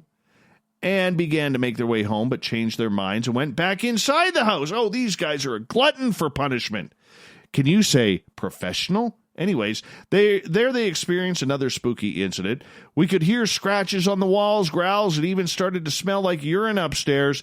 That's not just your average ghost. That's something really, really bad, Matlock added. It was like watching Amityville Horror on TV, but we were living it. That house is definitely the worst house I've been in. Let's see it now catch about $1 million from Zach Baggins, by the way. I want to see what happens when someone lives in it. I don't think they're going to be able to stay. Oh, my goodness. Yeah, we're talking paranormal hypochondriacs here. Paranormal hypochondriacs. Where's Merle when you need him? Let's send Merle in. That's what we need. That's what we need. We need more Merle in that situation. Yeah. I'm not a fan. Not a fan right now. I'm done with this story because they're acting like amateurs. Just before sunset, a volley of gunshots rang out in a parking lot of a northern Toronto apartment complex. Why? When police arrived, they found a black tow truck pinned between two other vehicles. The driver, Hashim Kanani, was slumped in the front seat, having been shot several times. Despite efforts by emergency crews, he was pronounced dead. The brazen murder follows a week of an arson attacks, which left a burnt remains of tow trucks scattered throughout the city. Oh my gosh, how do you do this? We're having tow truck hell in Toronto right now. The coronavirus lockdown has quieted Canada's largest city, but there has been little reprieve for an industry rife with violence and intimidation, and some tow truck owners fear that organized crime has pushed the industry to a breaking point. Two boys, aged 15 and 17, were charged this past Thursday with first-degree and second and attempted murder, and Toronto police have said they do not believe Kanani's murder was related to an ongoing turf war. I never knew tow truck companies could have a turf war, but apparently they are. But he was the fourth Toronto tow truck driver to be murdered in less than 2 years. Several others have been shot or shot at, including one who was targeted just hours after Kanani's death. This is horrible. In a statement following Kanani's murder, Ontario's Ministry of Transportation said it was deeply concerned by the violence in the towing industry and was working to deter this behavior. A recent investigation by the Globe and Mail found at least 30 arson attacks targeting tow truck businesses, though that figure has now risen since the spike in violence over the last few months. In March, a collision reporting center in northern Toronto was set on fire. Another was vandalized, and an accelerant-doused object found amid broken glass, police say. That same month, 2 drivers were shot and numerous vehicles set ablaze, prompting anger and frustration from Ontario's Premier Doug Ford. "We're coming for you," he says, "and we're going to catch you," Ford warned the attackers. The party's over. For many drivers, the violence feels unrelenting. "I worry about waking up and finding my truck on fire outside my house," one driver who has worked in the industry for 13 years said.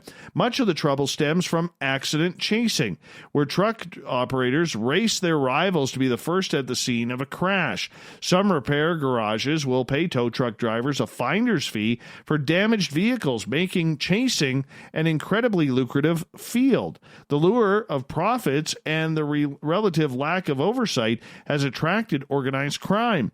Last June, police conducted a series of raids under the name Project Kraken, charging more than 70 people, including 7 drivers, with offenses ranging from firearms possession to conspiracy to commit murder.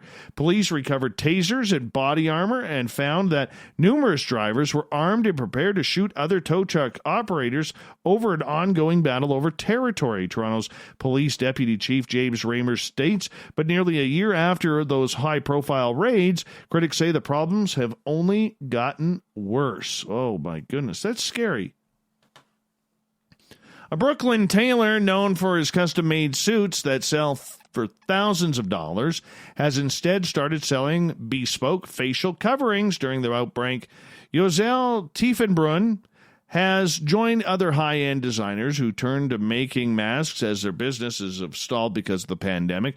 Tiefenbrunn is selling masks for about $50 a piece. However, customers can also spend as much as $300 for a custom-made facial covering that comes complete with hand stitching and designs and patterns by the tailor that requires a session on Skype to accommodate requests. Now, looking at this guy's beard and the way he's dressed, that's a nice mask and everything, but there's no way he's ever changed oil in a vehicle. Shouldn't have that beard if you haven't. Normally, a custom-made suit would take Tiefenbrunn and his staff 6 up to 80 hours to make for a cost of up to $8,000. But since they're trying to keep everybody safe and making masks, that has gone downhill. Yeah, so now they are making the masks. Good for them. Good for them. Thomas Werner won this year's Iditarod trail sled dog race in March, but guess what? He's still waiting to return to Norway because he and his 16 dogs have been stranded in Alaska by travel restrictions and flight cancellations caused by coronavirus. Says, I like Alaska a lot. It's my dream place, but I have a family. Werner has 5 children and 35 other sled dogs in Torpa, Norway. He missed the 10th birthday of one of his children and misses morning coffees with his wife, Guro, who left Alaska in March shortly before the health restrictions stopped travel.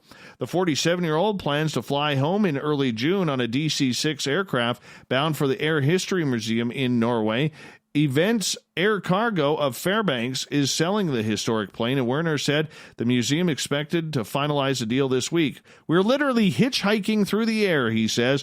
Plane is going to Norway, and we're going with him. We are so lucky. It's not quite a case of coitus interruptus, but efforts to create a very special baby are definitely on hold for rhinoceroses, because apparently they need human help in order to make sweet love to each other. You can blame the pandemic for this. Groundbreaking work to keep alive the nearly extinct northern white rhino subspecies population, which is 2, by in vitro fertilization has been stalled by travel restrictions, and time is running out. The 2 northern white rhinos are female. The goal is to create viable embryos in a lab by inseminating their eggs with frozen sperm from dead males, then transfer them into a surrogate mother, a more common southern white. As of January, 3 embryos have been created and stored in liquid nitrogen, but further key steps now have to wait. It is disrupted by COVID-19 like everything else, says Richard Veen, manager of the project. Yeah, and that's, we got to keep these rhinos going, man. We got to keep them going. That's just scary. Too many rhinos are being wiped out here. Let's get to the thought of the day.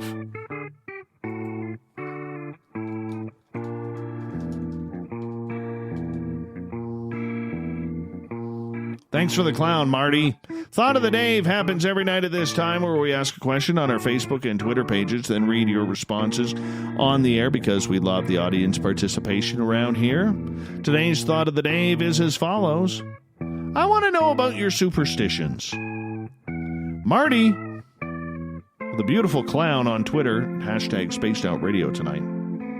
He goes, at sporting events, I never wear an active player's jersey and number because I have a superstition that it will jinx them in the game.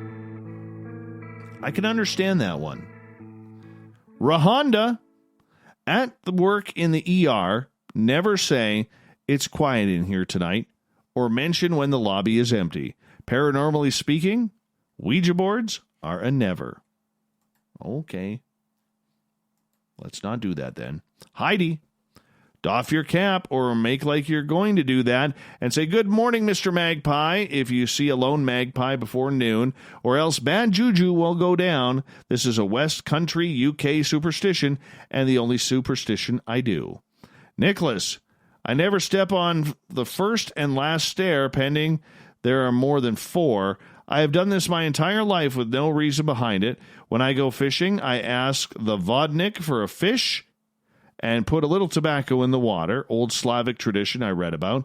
It seems to work, and you must thank the vodnik after you catch the fish. Patricia, dog howling or owl hooting, both a prediction of a death soon. Stephen, I think you are writing a book and looking for material, Dave. No, not yet. Angie, if you spill salt, throw it over your left shoulder for the fairies. Marianne, never talk about money in front of the car. Isn't that the truth? Isn't that the truth? Captain Shirk, I never believed in superstitions until they happened for real. A giant black cat the size of a bobcat came out of nowhere each night around sunset and crossed the width of the back property, doing this every evening for about a month. After that, it appeared one day stretching up on hind legs, peering into the front living room window as though looking for someone. Biggest cat I ever saw. At the same time, many crows flew in every day and landed on a line from the house to the pole along the driveway and made such a loud cawing noise it sounded like they were calling for someone. They would do this for about an hour, and then they'd all fly away at once. Both of these events continued daily until my fiancé died of a heart attack, at which time both cat and crows never returned. All right. Gabe. Weary of full moons, 8 days, and Mercury retrograde. Sherry. I'd never say Bloody Mary into a mirror, and I think I've left the door unlocked at night. A monster or killer is going to open it the second I go to lock it. The second one is just being weird. Oh, yeah. Oh, yeah.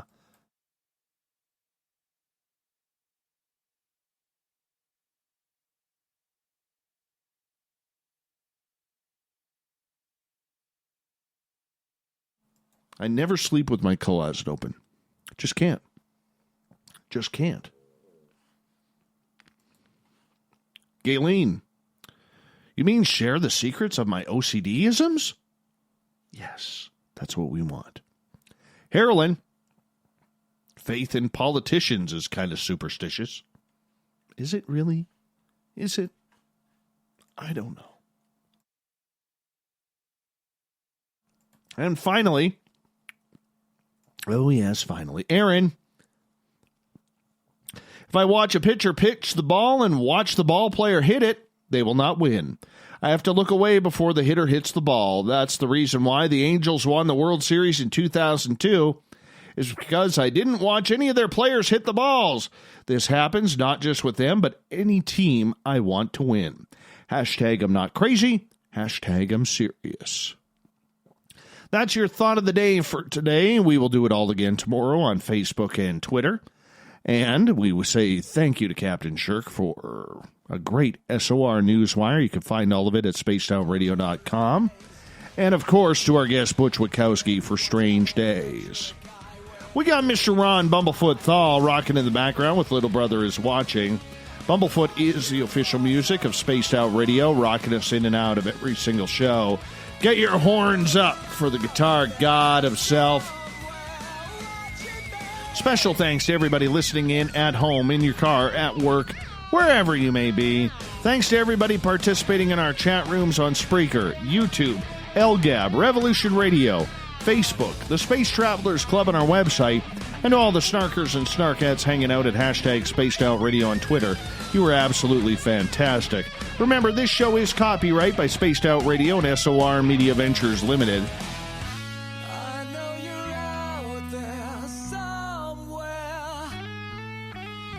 I want to say a big thank you to everybody giving us a thumbs up on our YouTube chat and deciding to share your evening with us, because together, my friends, we own the night. Mr. Bumblefoot, we need a favor. We need you to take us home.